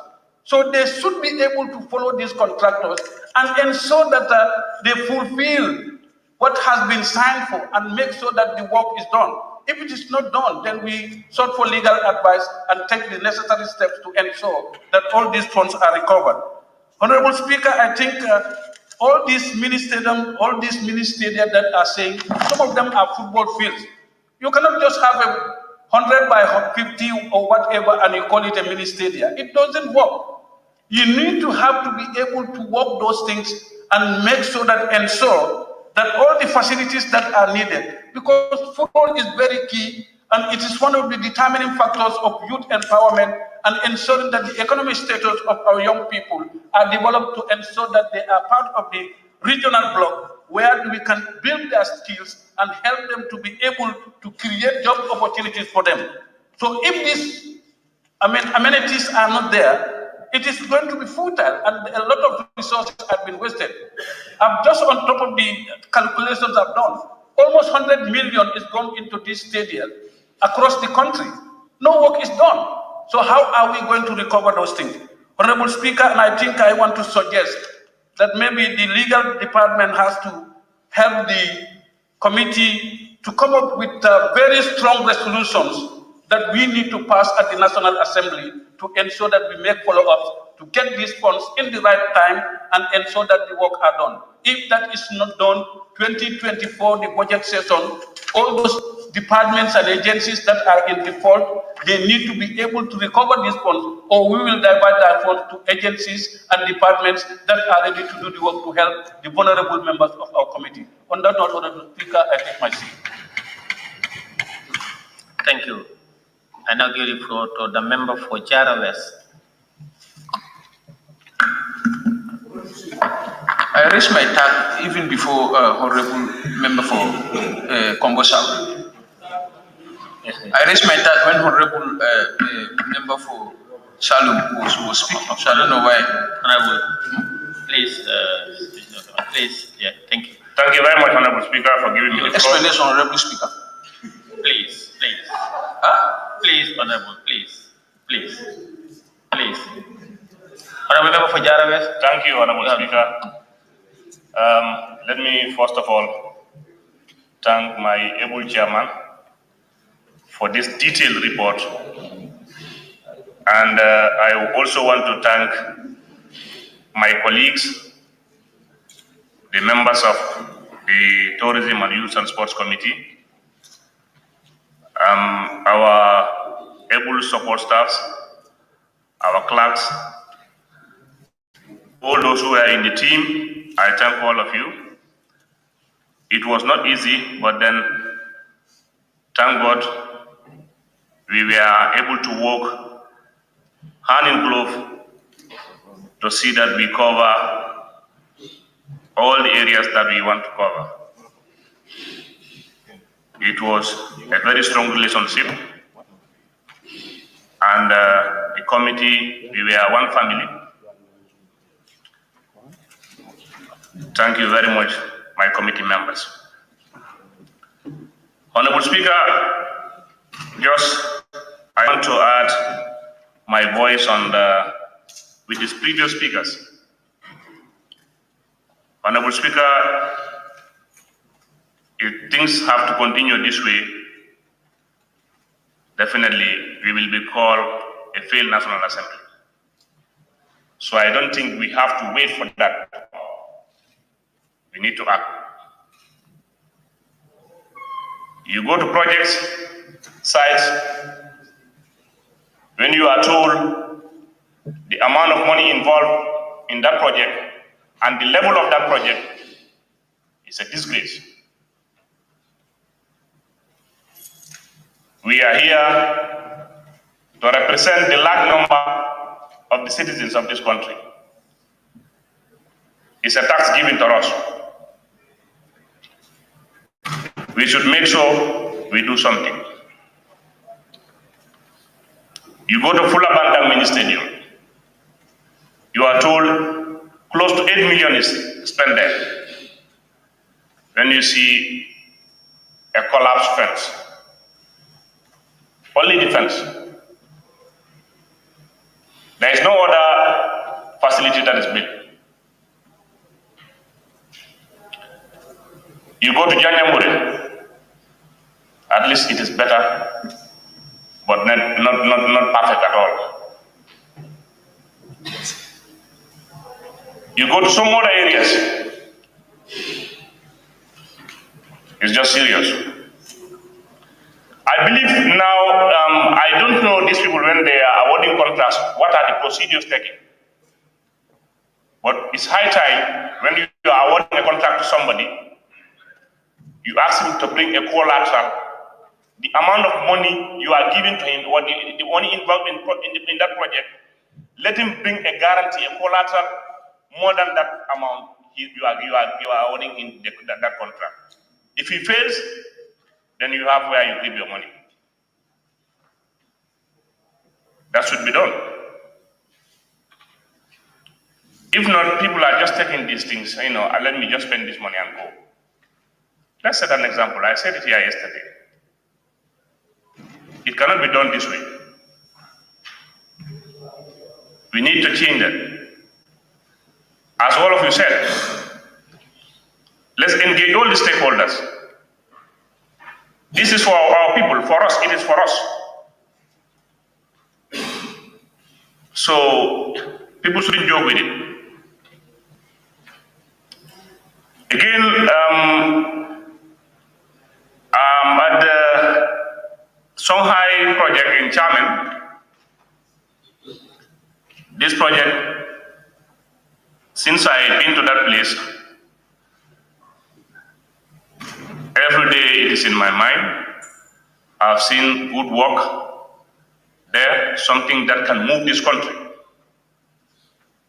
if it is well taken care of. We need something, many projects like this in all the regions. It can be replicated to all the regions.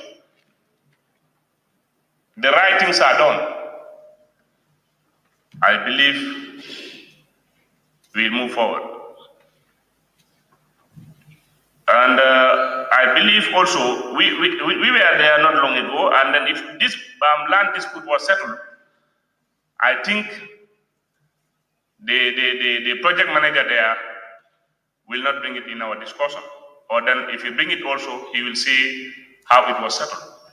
But according to him, this is still not settled. The land dispute is there. And it surprised me. We need to change that behavior.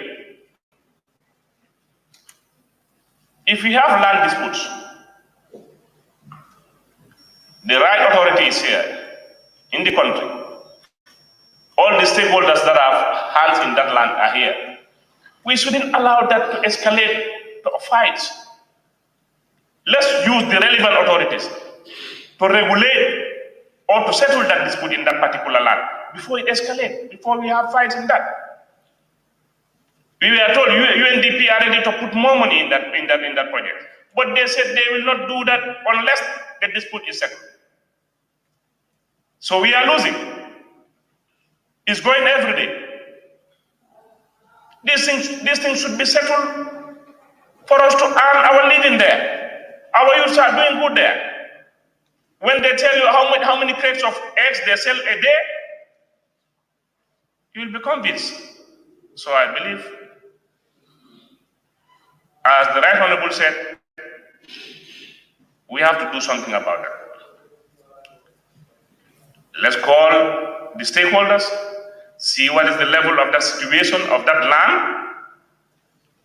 Let's settle it and have what should be there.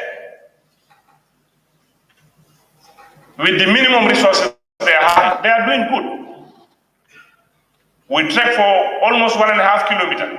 We couldn't finish their projects. And wherever you go, you are happy. They are doing good at that site. So if these people should have more of that, they can cater for half of the Gambia, I believe. So let's do something about that. Again, about the subventions of the regional committees in the regions. This should be done. It's high time we start subventing them.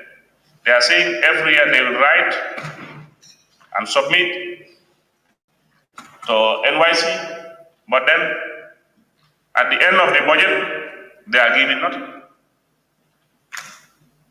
You go to Soma, we were there. There are youth centers. You see what they do there. The youths are happy. They are working. But then, all those structures there, they will tell you these projects from IMVF, youth empowerment projects. So if those projects phase out, how can we sustain those youth centers and activities those youths are doing at the regional level? What are the steps that we are going to take to sustain those youth centers? This should be in our plans. We don't expect those projects to be staying forever. But then sustainability, how are we going to sustain those projects? We should look into that.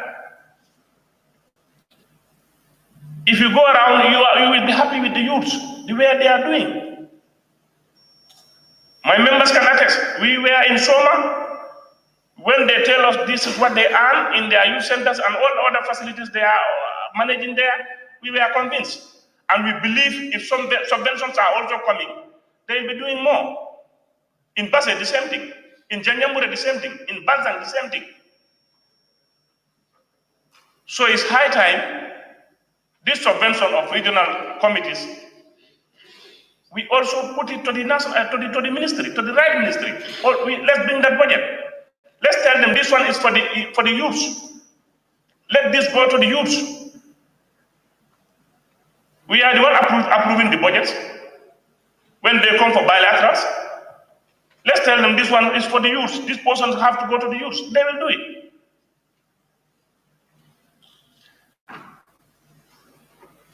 We have to take things very serious so as to at least help our people. I am seeing also, when the chairman was going over the report,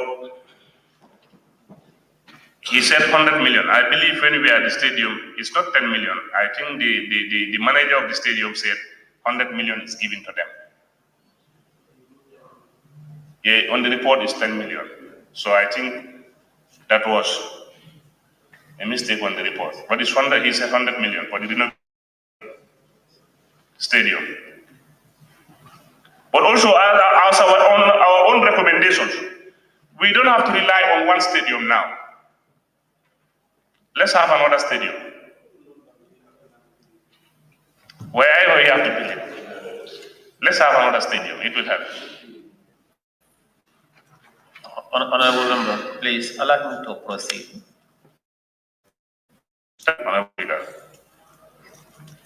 We cannot rely on one stadium. And this is our own report. I just want to give my say on it. But then also in Brikama, we were in Brikama at the mini stadium. They also said there are challenges. The dispute on that mini stadium. Let's try and see how to settle it. A mini stadium for how many years? Now the Blunda clan are saying it belongs to them. The committee is saying it belongs to them. Let's see how to address it before it escalates. Honorable Speaker, on that note, I want to submit. Thank you very much. Thank you, member for Jara West. I now call on the member for Brikama North and Minority Leader. Thank you very much, Honorable Speaker. I want to join my colleagues to thank the chairman for the committee for presenting this report to the August Assembly and the entire members of the delegation that went on an oversight across the country to visit the sporting and tourism facilities. Honorable Speaker, as Alaron alluded, the essence of site visits is to gather information regarding the respective facilities and then projects and adequately report back to the National Assembly. Make your the observations and then the recommendations is important, as Honorable Member for Combo South earlier on indicated. We attack strong resolutions to ensure the implementation of these recommendations.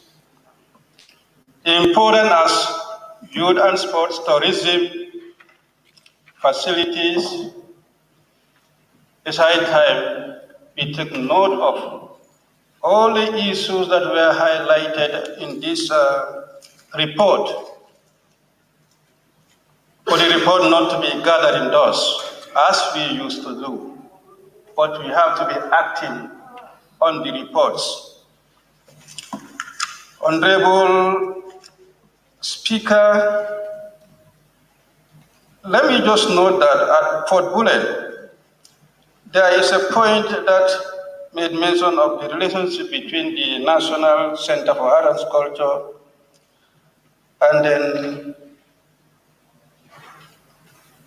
Fort Bullen, and also to make recommendation for financial motivation.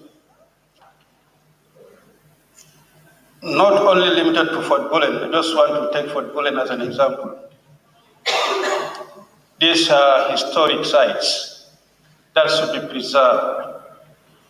And we cannot preserve if the Ministry or the National Center for Arts and Culture fails to employ and attach people who should be permanently under the payroll of the ministry. It should not be just tourist guides for them to be financially motivated. No, there should be proper management to oversee the place. This should be permanent staff of the ministry or under National Council for Arts and Culture. If the tourist comes and then give them anything, that be their luck. But there should be permanent staff. And this is not limited to only Fort Bullen. These are sites that we need to preserve. All the sites, they need to attach permanent staffs who should be well paid to ensure that these facilities are preserved. Honorable Speaker, Kundakinde James Island, we should attack very strong recommendation for the preservation of this island. You go to Senegal, the Gore Island is well protected and now is a source of earning income for Senegal in terms of tourism. The only island that so far we can boast about that can be source of tourist attraction can be Kunta Kinte Island. You go to that island, it's eroding daily. Who knows in a decade to come, the island will disappear. There should be that strong recommendation for that island to be preserved and protected. Honorable Speaker, there are many areas where challenges are highlighted, but recommendations sometimes will oversight the challenges that are highlighted. I think as honorable members of Congress earlier recommended, as a committee, in implementing this report, we'll make sure we look into all the challenges and then try to develop resolution around them to help us in the implementation. Otherwise, we'll not do justice to the facilities that we visited. There are a lot of them. We hear their challenges, but in our recommendations, the recommendation may not address some of the challenges that are noted or are confronted, the institutions are confronted with. at Songhai, the issue of the legal land ownership is noted, and then the committee tend to be aware of the issue, and then we'll ensure that it is resolved. But in the recommendation, if not indicated as what the committee is recommending for that issue to be resolved. Many other speakers expressed concern on that. I think in as much as government is spending in that facility and which is helping the youth folks as well as agriculture, now the ownership of the center should be established so that whatever investment the government is supposed to be doing is done in the right way and in a manner that is more reliable. Other sporting facilities, yes, as members alluded, you go to most of these facilities where you call them stadia, but you know some will, it's not even stadia, but they are football fields. A lot of investment has been done in those mini stadia, but yet still we cannot categorize them as stadia. I think sometimes what is lacking is the National Sport Council has structures. You have the regional committees. I don't think it is proper for village committees to come up, just go to the minister to tap a project without passing through the district committee and then the regional committee, then the National Sport Council. Each of these committees should have their action plans and their strategic plans. They know which area, according to their strategic plans, where they should have a stadium for that particular area. You come to CRR South. Let me say precisely. CRR South. You have Brikama Bar struggling with their field, which seem to be the footballing center in that district. You have Ganjambure struggling on their field, which seem to be the capital of that particular area. You have Banzang also struggling. I don't know how it came about for the mini stadium to be constructed in Fulabanta. I have the belief that that will not be the strategic plan of the committee of Lower Fladu West, and I cannot claim that that should be a facility for Lower Fladu West. When we don't have a stadium, a mini stadium, in the whole of CRR South, if you are to identify a mini stadium as a start, it should be at a strategic location. And this should be proposed and recommended by the sports committee from that region. That's why if honorable member for Combo South should say, how are these contracts awarded? The issue is, we have our structures, these are government structures, and we fail to follow those principles to make sure we work in accordance with our laid down structures. If the community recommended that project in that particular locality, it is the community that is going to take the ownership. The contract will be awarded in the absence of the community. If there is any loophole in the manner in which the work is done, of course, that will not come as a surprise to anyone, knowing very well the manner in which the contract was awarded. In the first place, where it is implemented, is it in conformity with the dictate of the community of that area? That is where one can wonder. I think even the committee should also try to establish the circumstance surrounding that, so that tomorrow in future, the Ministry or National Sport Council can be better advised. They cannot just jump and then construct mini stadia in the name of construct mini stadia. Anywhere, any corner, in the air, in the sky, anywhere. It cannot be like that. They have to be guided, and they should be consulted.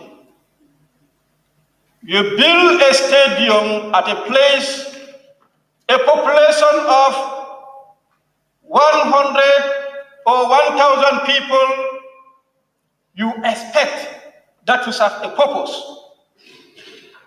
You expect the entire region or the entire district to be responding.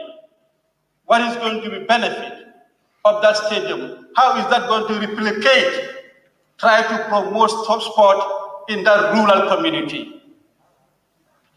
National Sport Council, you have to respect your structures and work with them.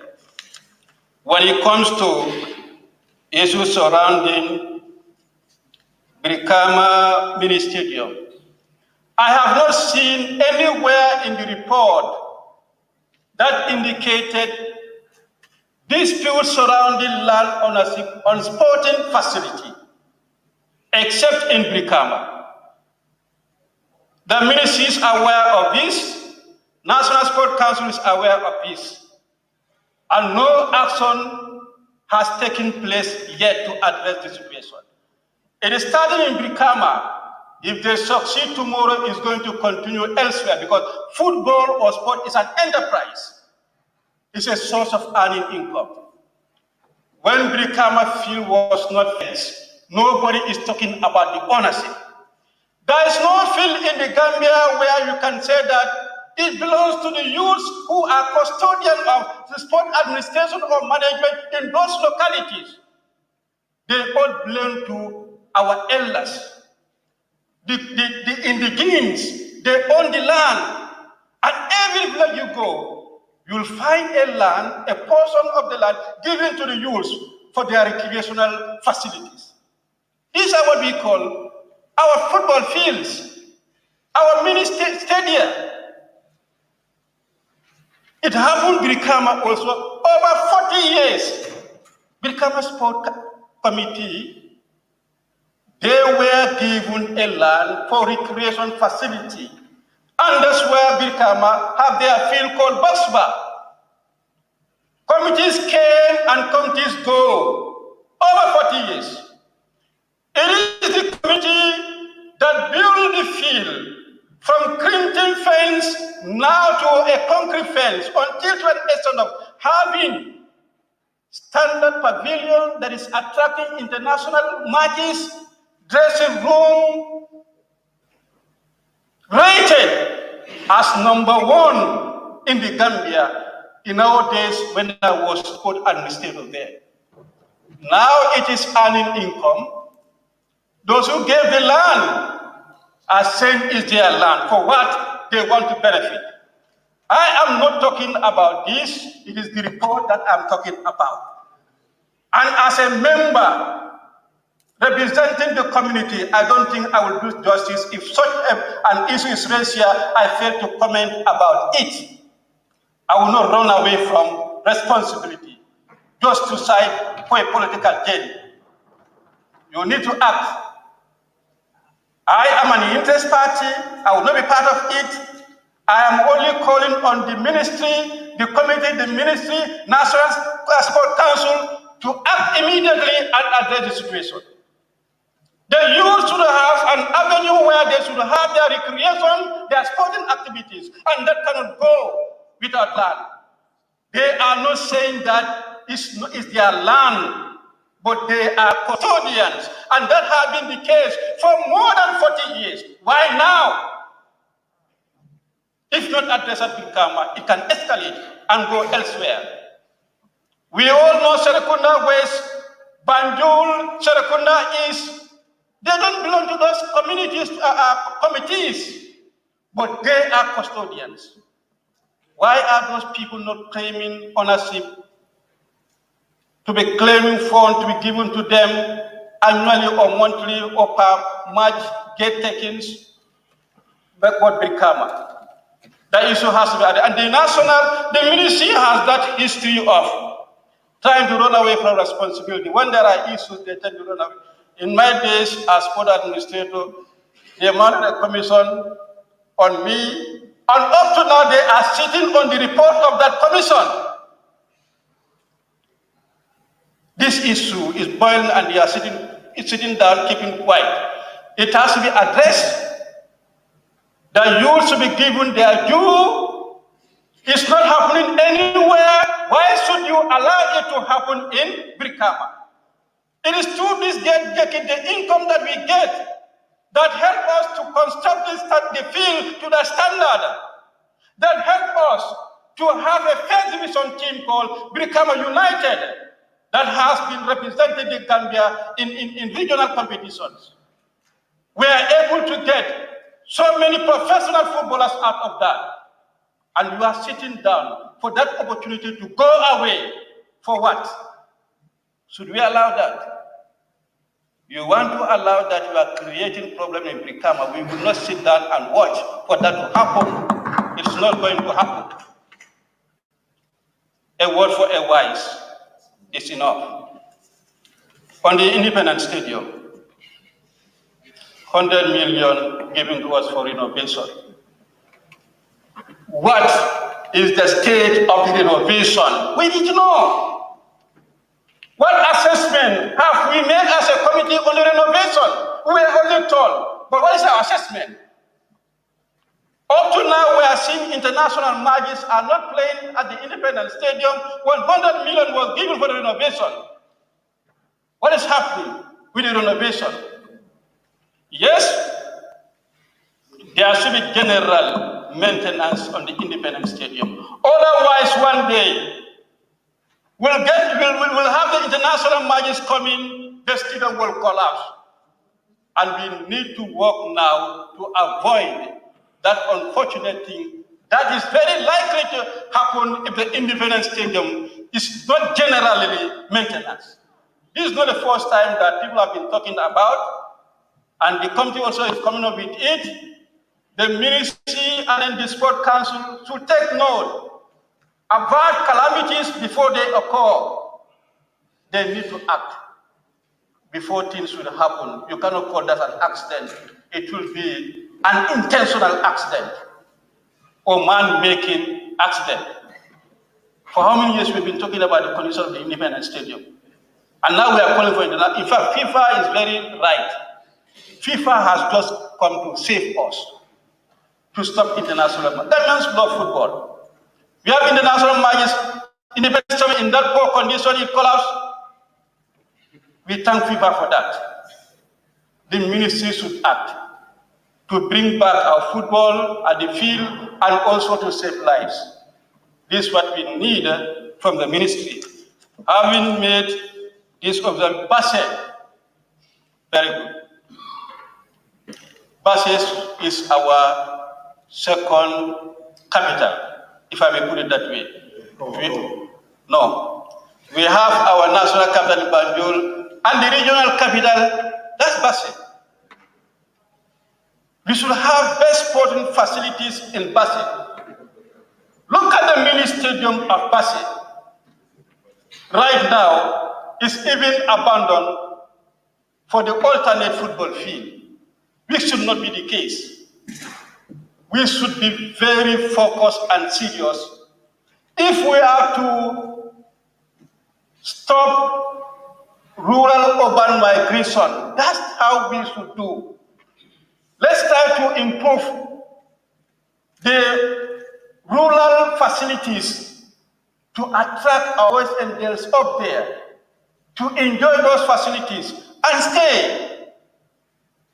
When my colleagues have in the schools athletic championships, sometimes they rotate in the regions 6 and 5. If they do it in Bansan, next is in Basse.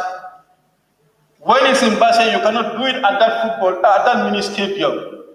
But the alternate ground is the St. George's, Nasir or St. George's. When the actual place where we should be the mini stadium. And we are advocating for that one to have the track field so that both athletic and then football can be played, but we are not having that. When there are young talents in URR and CRR, but the facilities are not there. We don't want to have only independent stadium, have running tracks. But let us have at least one in Basse, running tracks.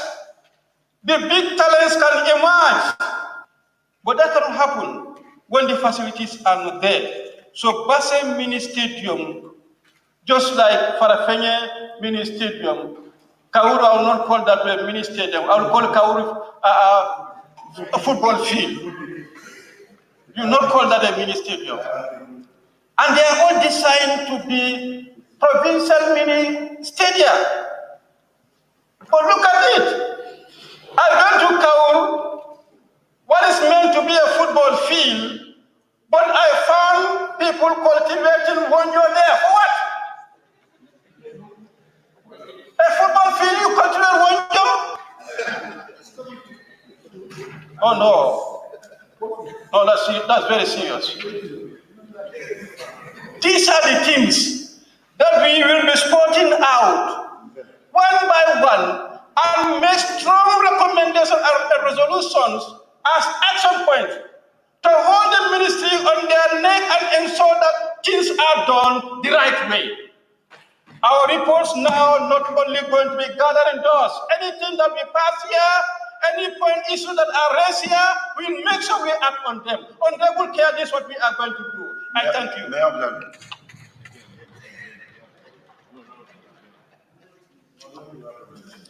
Thank you, Member for Brikama North and Minority Leader.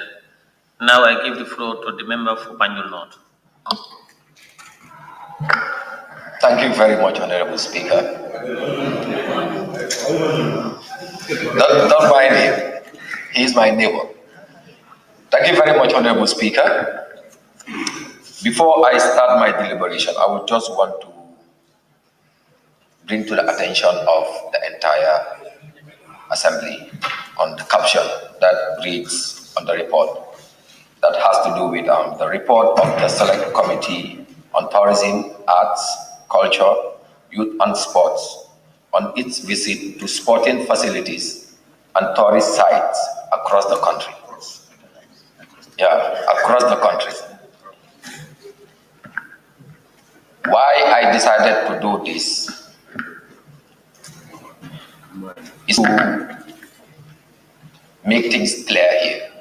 But before doing that, I would want to take this opportunity to commend the mover of this report and his entire team for working so hard to cover from KM to Basse and forgetting Banjul. Why I am saying this? I am saying this based on what I've seen on the report, which is indeed a very big concern.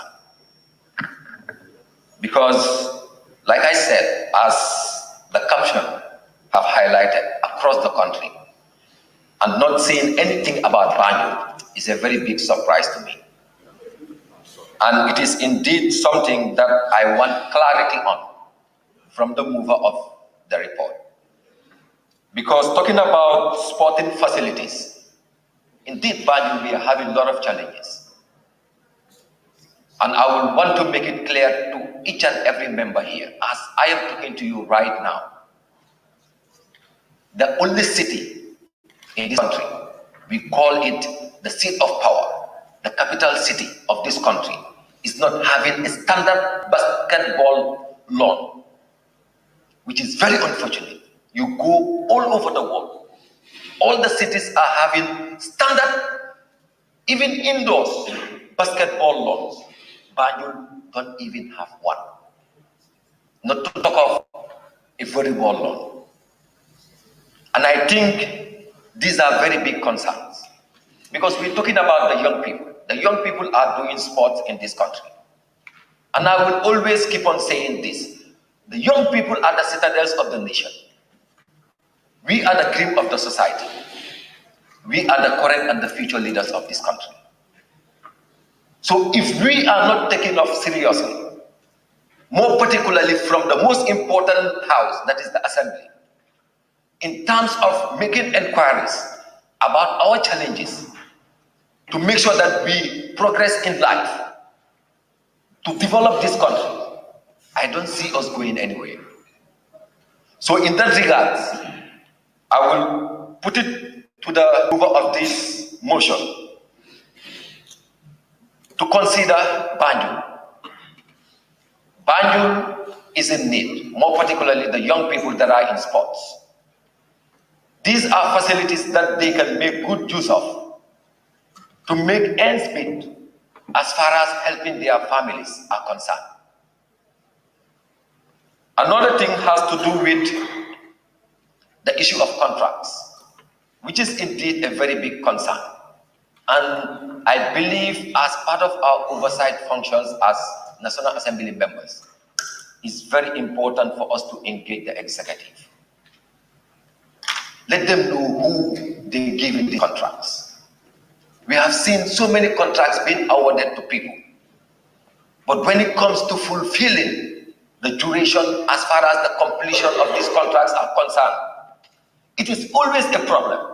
And they will always come up with excuses. And like I always say, success will only happen when our dreams are bigger than our excuses. And I believe as honorable members, it is upon ourselves to make sure that we do what we're supposed to do to address the needs and the concerns of the people. Because that is why we are here.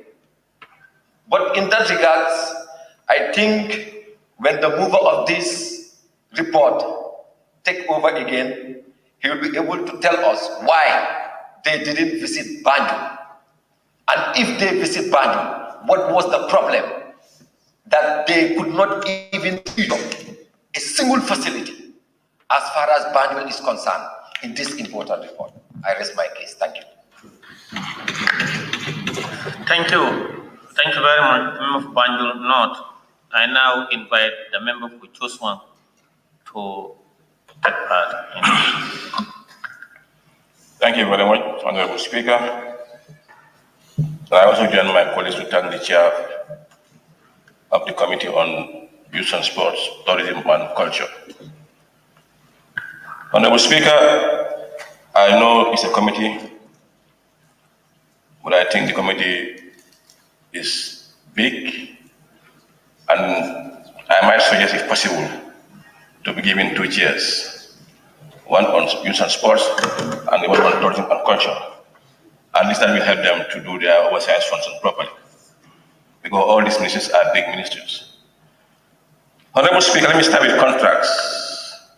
As everybody is talking about contracts, the way they are awarded, whom to be awarded to. When it comes to ministries, I think we have an agency in this country that we are trying to neglect, and I think it should be in the forefront. When it comes to contract, they can manage contracts for you, and they can implement it the way you want it. That's GAMWorks. If all these projects were given back to GAMWorks would have been the proper body to manage all this contract the way it should be. Because with GAMWorks, you must do the needful. You must go through the proper tendering. They evaluate, and they come out with final solutions. And whilst the contracts are awarded, there's a monitoring team that monitors the contracts, with consultants that are also attached to those contractors.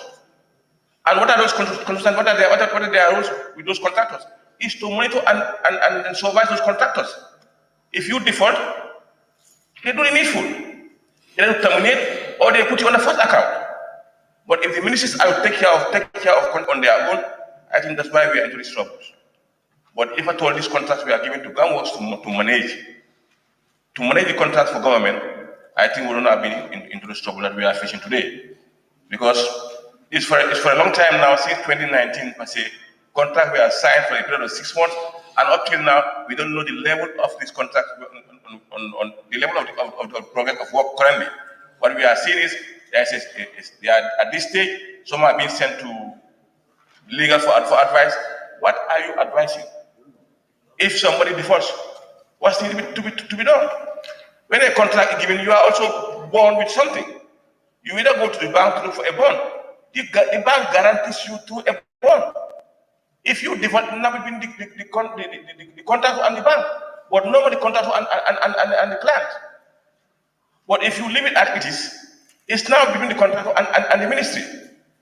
Then there was comes in. You negotiate. But if the bank gives you its bond, if the bank guarantees you on your advance payment as a bond, the bank is liable to do the needful. If you are terminated, it's the bank that follow you up to pay their money. Because they are the one who guarantee you, because the bank refund back the money to the client. So I think, my Honorable Speaker, we should look at it as a parliament to see what is right and start telling ministries, if at all you don't have ministers who can manage projects for you, give them back to GAMBIA to manage it for you and do what is right. If it's happened, we will not be into this trouble. Because monies are being spent, up till now we don't know where we are. We're talking about the stadium of $100 million. We don't know the state of work. But if you have the agency who will give you a report on what is happening, you have the monitoring team of the parliament that goes on the ground to monitor those projects. And whilst you are monitoring, you know the level that you are. And who do you consult? It's not the contractor. You go straight to the consultant or the agency that is being contracted to take up the responsibility. So let's try to look at things and shift it to GAMWorks or any other agency that can take care of it, to take care of those contracts for us, than we, the ministries, or the ministries, take it on their own. Honorable Speaker, coming to tourism in this country, I think what we always talk about Gambia, if you told tourists are coming here, what are they coming here for? Of more, they say the sun. And what are the other areas, our historical areas that we need to go and visit? But going through the report, it means we are losing most of them. If you look at Kunta Kinte, 90 or at least half of it, let's say 50% of it, is nowhere to be seen. I think we need to look at ways and means of preserving these areas. They took up for blend, it needs what? An area to preserve the Fort Blend. They are currently on renovation. But what step are they taking to either create a sea defense to preserve the area? We need to look at it properly. What should we do? Let's go and start thinking outside the box. You don't only think of what is coming in. After what is coming in, what should we do with it? I think it's very important to work on those areas. Coming to in the report, Mr. Chair, I have not seen anything about the river transport. I don't know whether you fear to go join a boat and go by the river to Basse to know what is happening in the riverine area. It's a tourist catch area. I think we need to look at it properly to see what is possible and to see how can we go back to river transport. It's important because it attracts tourists also. What can we do in our own rivers? What can we do to bring back river transport in this area? These are tourist areas that we think that we can make resources out of it, that we think that we can develop as far as Gambia is concerned. Because we only have few areas that we think that we can make income out of it. So, Chair and his team, I think it's important. If I told you fear to go by the river, I might be one of your guys to paddle the canoe for you, and then we can cross the country. We can go around the country to see what is possible around here. Honorable Speaker, I think we always talk about land ownership. The Honorable Member for Birkam has made it very clear. I think we should take things seriously. Because all of this stadium or all these football fields that we are seeing might be claimed tomorrow if we give Birkama, the people who are claiming ownership, if they are given the right of ownership. All lands in this country, all football fields in the country people will start claiming ownership. Because any area that you have seen in this country as a football field or as a mini stadium might once belongs to one historical family. You say it belongs to the Sarkundas because we were once time the owners of this farm. It was part of our farm. Now you want to claim ownership. As anywhere you go in this country, people start claiming lands. So I think we just put a stop to it. As far as they always say, all lands belongs to government. So if all lands belongs to government, I think that's not an issue of a football field where people will start to claim ownership or start to claim pay or income out of it. Honorable Speaker, I will also want to, the chairman also help me of one thing. When it comes to Kunta Kinte, that's the revenue being collected from the area is being divided into different areas. One to the VDC, to the family, and also to the two alcalos. What is government benefiting out of from that area? Are they having a small share for government to say we need some renovation works that needs to be done? So let's look at it properly to see what can government benefit. On the Shanghai project, Honorable Speaker, I have seen that they have challenges that they face on manpower. We had youths who were trained, sent to Benin in all the areas that they had from this Shanghai project. All these they had youths were trained on these areas. Agroforestry, animal production, you name them. They were well trained, but where are they? They are in this country sitting doing nothing. Go back to those youths, engage them to come and take care of this chairman project. They are all youths. We send them for training. They came and they were all certificated.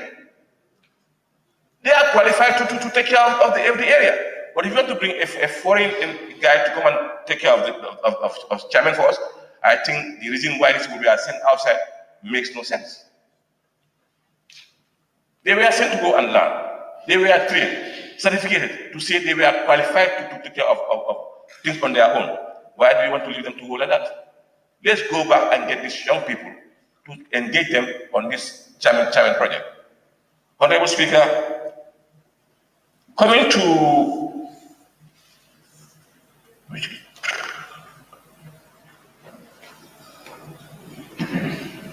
the contract that I had of the eco lodges, there were 5. But I think in the report I only got 1 was connected to layer group, and we had issue on those eco lodges because I think they were to a level of the court level. But the last time the minister came here, they said that the issue is resolved. But all the other 4, at what stage are they now? At what stage are those eco lodges with regards to construction? Because I think since the time that they were giving up till now, they should be at the finishing stage now, or they might even should have been at the handover stage. So at what stage are they now? I want the chairman to help me on that, and then so that we know where to take it from. Honorable Speaker, I think I will not waste much time. I will also still maintain my request on the ministries to please start considering GAMBIA so that we get away from this contract problem issues. They will take care of it, they will manage it for you, and you'll just be there just to spend money. At times we blame contractors as to say they are not doing what is right. But my question is, during the implementation of the project, the client, were they also paying the contractors as the way they should be paid? Were they paying them as they should be paid? Hope they were not delayed in payment. Hope they were not receiving money as they should receive. It's a question that we need to clear. Thank you very much, Speaker. Thank you very much, Honorable Member for Joshua. And I now give the floor to the member for Latikunda Savage. Thank you very much, Honorable Speaker, for giving me the floor. And I thank the Honorable Chair for this particular committee for bringing us this comprehensive report. First of all, I want to beg honorable members, if you are part of a committee, you were around with the committee to this project site, you came together, write a report, validate this report together, you now came to the plenary and want to present a parallel or opposing view to what you guys validate together. It's only going to waste the time of honorable members, because you cannot say anything that is going to go contrary to what your committee, and we are part of that validation. Now, for me, I don't know why the report failed to indict the Honorable Minister for youth and sport. He should have been indicted and the recommendation should be his removal from office for presiding over several contract management and administration. And in the full disclosure of facts, there is no ministry in this country that is found wanting of bad contract management and administration like the Ministry of Youth and Sports. I think the minister should be indicted. Now, that being said, there's 3 projects. I'm going to talk about these 3 projects: the Eco Lodge, the mini stadium, and finally the Independence Stadium. For me, I don't know why the ministry is always found wanting of bad contract administration and management. Because when you set out your bidding documents, you put all the criteria, either technical or financial criteria, that you send out to contractors to respond. And these contractors must respond to this document technically or financially to be responsive to this your criteria that you set out in your bidding document, so that this contract is going to be awarded to them, so that we are not going to see any failure. So first of all, the procurement process. I don't know what was the procurement process, and also the evaluation process. When the ministry sat together, your team of experts evaluated these contractors based on their performance, either financial or technical specifications responsive to your bidding document. How were these contracts awarded? I followed this contract at my personal level. I even spoke to the consultant, and I spoke to most of the local contractors that these contracts were awarded. Some did well, actually, but what I don't understand, you have a legal, how do I call it, a relationship with these contractors, and at the end of the day, you cannot go to the court. You have a legal relationship with a contractor. In case the contractor did not perform or you don't perform, you should go to the court and let the court replace. I don't know why the ministry is insisting still they cannot go to the court. What I found out from the consultant was the force majeure part of the contract, unforeseen circumstances. Now, what if that happened? I asked the payment, the disbursement plan. You disburse a contract up to 80% or up to 90% when the contractor did not deliver up to 50%. Why? What went wrong with the interim payment certificates that the consultant was preparing to the ministry so that the ministry can pay these contractors? Was the ministry paid attention to the interim certificates that the consultant prepared before you pay these contractors? Because if you deliver, if you pay 50% of the contract and the contractor failed at that percentage, I can understand. But you pay a contractor over 80% when the contractor did not even perform up to 20%. I don't know how this happens. That need to be very, very, very clear. This is why I want to move a motion before this National Assembly, and I want us to accept this so that we can scrutinize this very, very well. Number one, the request of quotation or proposal.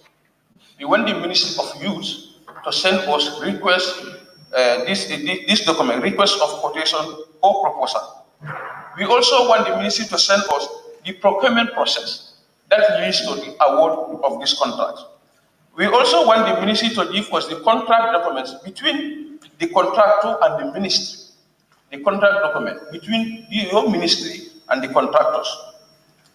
We also want the contract document between the ministry and the consultant. Because you hire a consultant, you employ a consultant. The consultant was not doing his work. In fact, sometimes I may not even blame the ministry for I will blame the ministry per se for not monitoring what the consultant is doing.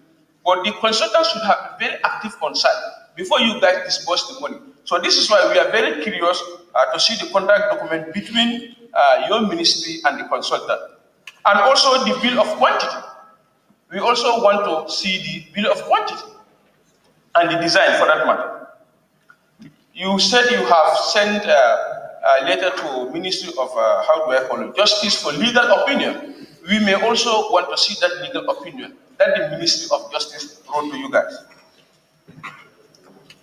And all these documents should be submitted to the Joint Committee of Youth and Sport and Monitoring. If the National Assembly member can accept that, let this document be submitted to the Ministry of Sports and the project monitoring and implementation of all government projects, so that we can further advise on these three aspects of the projects. For the eco lodges, we said here before the matter is sub judice, it is before the courts. I think I would want to establish first whether it is still before the courts before I can further, deliberate on that, because there was a serious procurement process, malpractice as far as the award of that project is concerned. How can somebody bid for 18 million, somebody who bid up to 24 million is awarded the contract? The person bid for 18 million is telling the government of the Gambia, save 7 million for your other projects. So I don't know why that malpractice. Somebody bid lower and has responsive to all your technical financial criteria. Observation. You went and award the contract to somebody who bid for over 17 million excess. I think this is serious malpractice, and I will also ask the National Assembly for us to request all those documents so that we can do the needful. Thank you very much.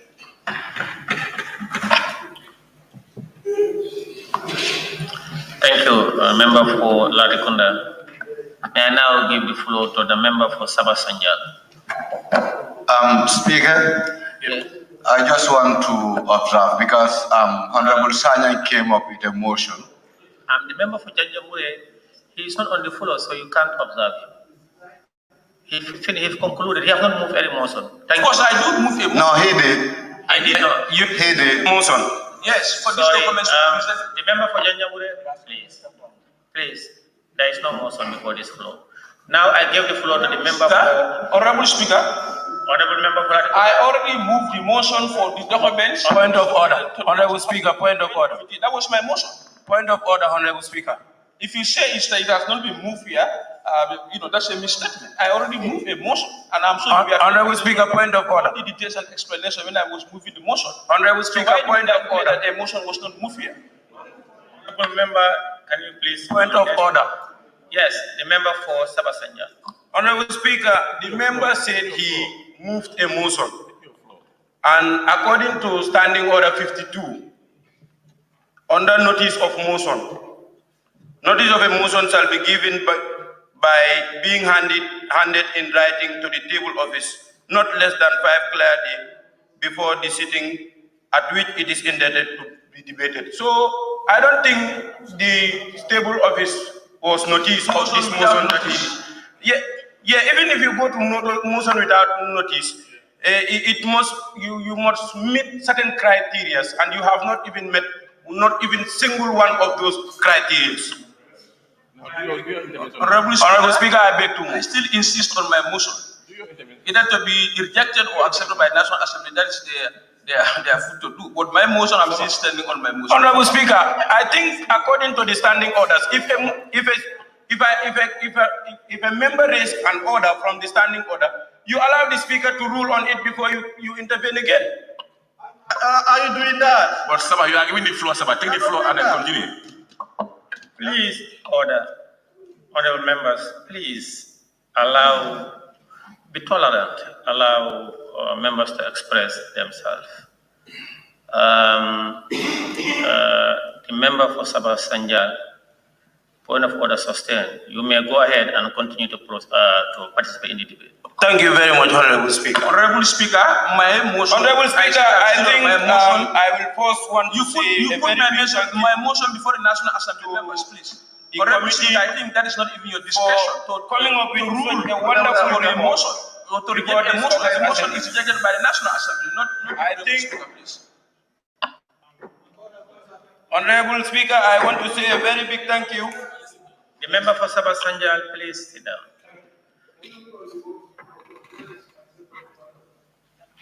Which motion?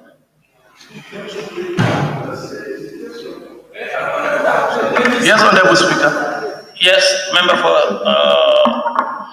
Thank you, Honorable Speaker. I just want to assist the member for Latakunda. You have all the power. The committee have all the power to request the document. If you request the document, the assembly will make sure that the document will be produced to the committee. I think you could have used that strategy. Just request the document. You have the power to request any document you want. Thank you. Thank you, Honorable Member for Nyamina Dankunku. In fact, in his submission, he falls short of moving a motion. And he said he wanted to move a motion. And he said, but he want the department concerned to submit those documents to a joint committee of this monitoring government project and youth and sport. This is a report tabled by the Select Committee on Youth, Sport, Tourism, Arts and Culture. And the government Committee on Government Monitoring of Government Projects also they have the same rights and privilege as the Constitution and also the standing orders to embark on monitoring government project. In fact, I believe they embarked on it early on. They have the same powers as the Honorable Member Nyamia Dankum indicated to go on a tour, to monitor government projects and present their report. And I find it inappropriate to say that based on the report of the Select Committee on Youth and Sport, while participating in the debate, that they should submit those documentation to both committees.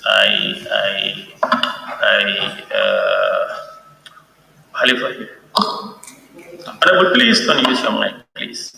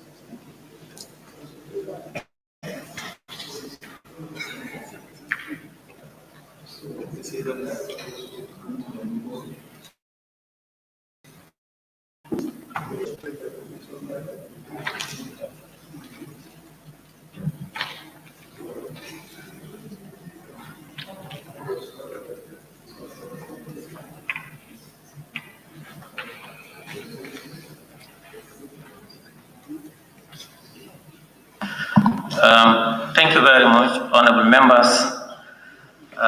As I indicated earlier on, the honorable member tries to, in his intervention, to present a picture that he wants to move a motion for those documents that he indicated to be submitted to a joint committee of the Youth and Sport and Monitoring of Government Project. And as per our records, there is no such joint committee of this assembly. So therefore, that is not appropriate. And motions with notice must be a substantive motion. And a motion also without notice is subject to the Speaker's approval.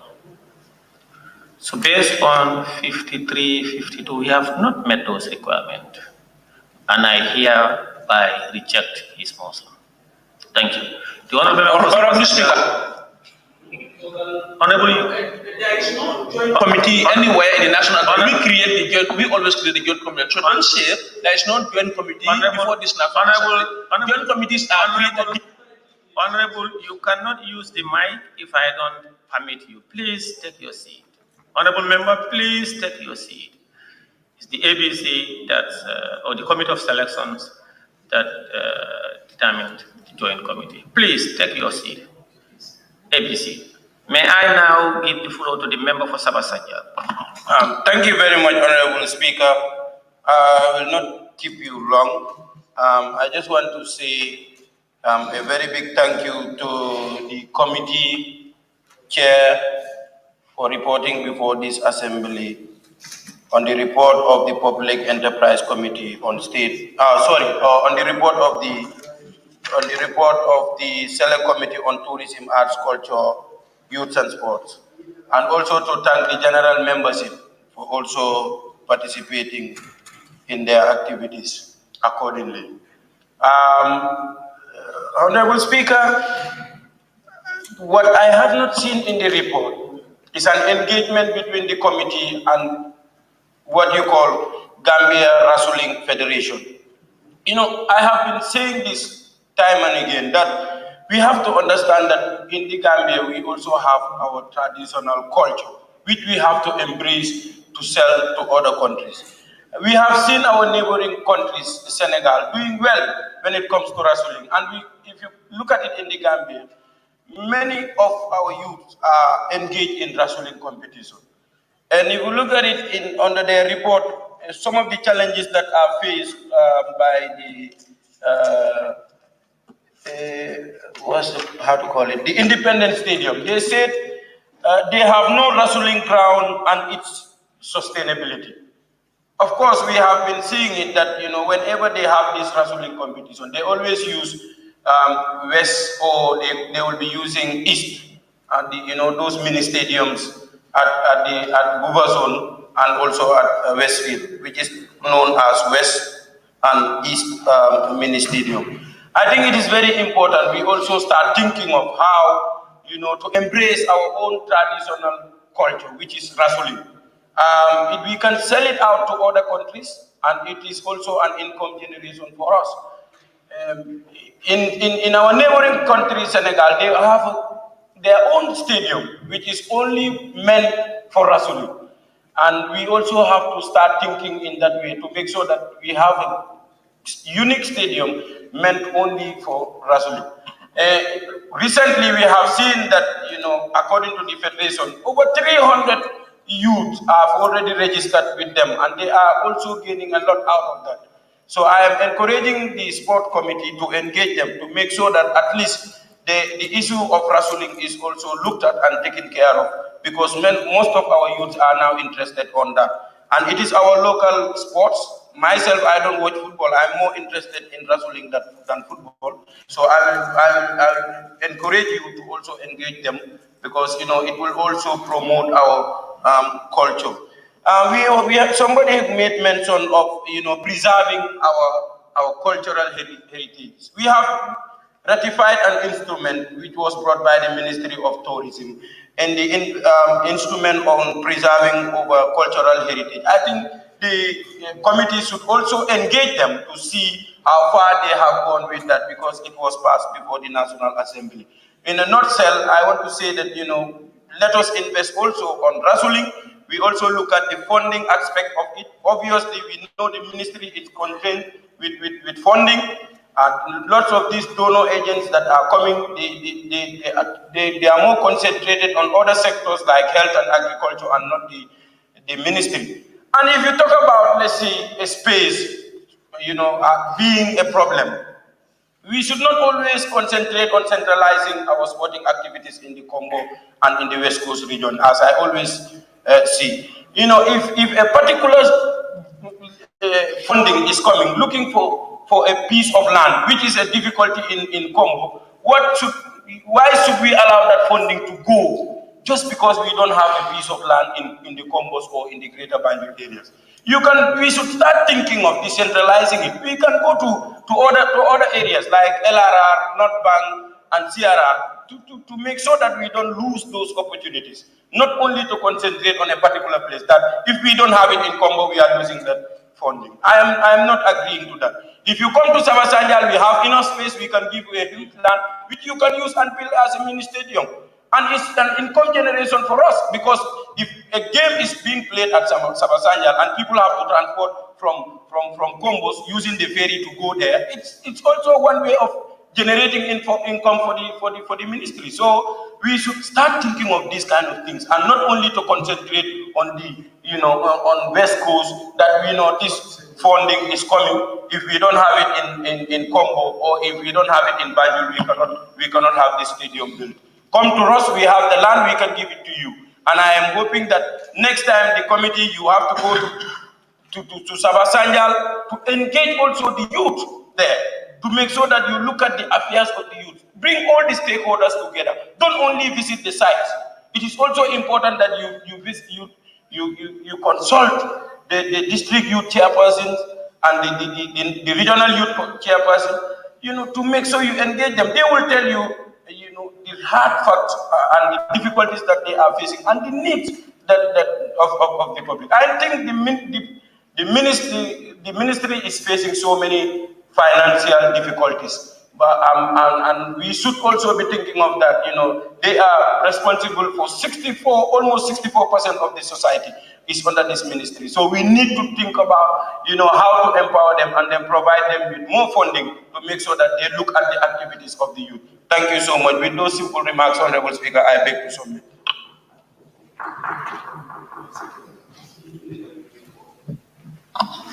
Thank you, member for Sabasanjal. I'm not sure it's about 2:45. It is a good time for us to break for lunch and prayer, maybe for 45 minutes, and we will suspend. Is that okay?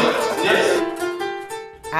Dama ne junjug rek na gar mi day waaj waa fan la fii la ci qualité Getzner and moo bi lan la seetal Getzner yaa ngi nii borode yaa ngi nii mu ne déedéet borode jigéen rek du ko sol damay indi borode jigéen indi borode góor laaw la cat kii daal ne na xam nga lu muy bañ ñoo dugg ci bitig bi ne nangam lay ut ñu ne amut lépp lu jigéen di soxla rek mu ngi ci bitig bii rawat na nag tubaarikàlla scrub yi nga xam ne moo xew si jamono ndax nee na buggatul benn yaram yàqu scrub yaa ngi nii body scrub yi face scrub yaa ngi day and night loo bugg rek ci jigéen mu ngi ci bitig bii cuuraay yaa ngi fi house spray yaa ngi fi waaye foundation yi ana powder yi qualité Getzner fii nag la am ci Westfield qualité Getzner nëbuwul maa ngi ni kuy nëbbatu du ko wax mu ngi ne fanga ca kaw nag call at 753 4495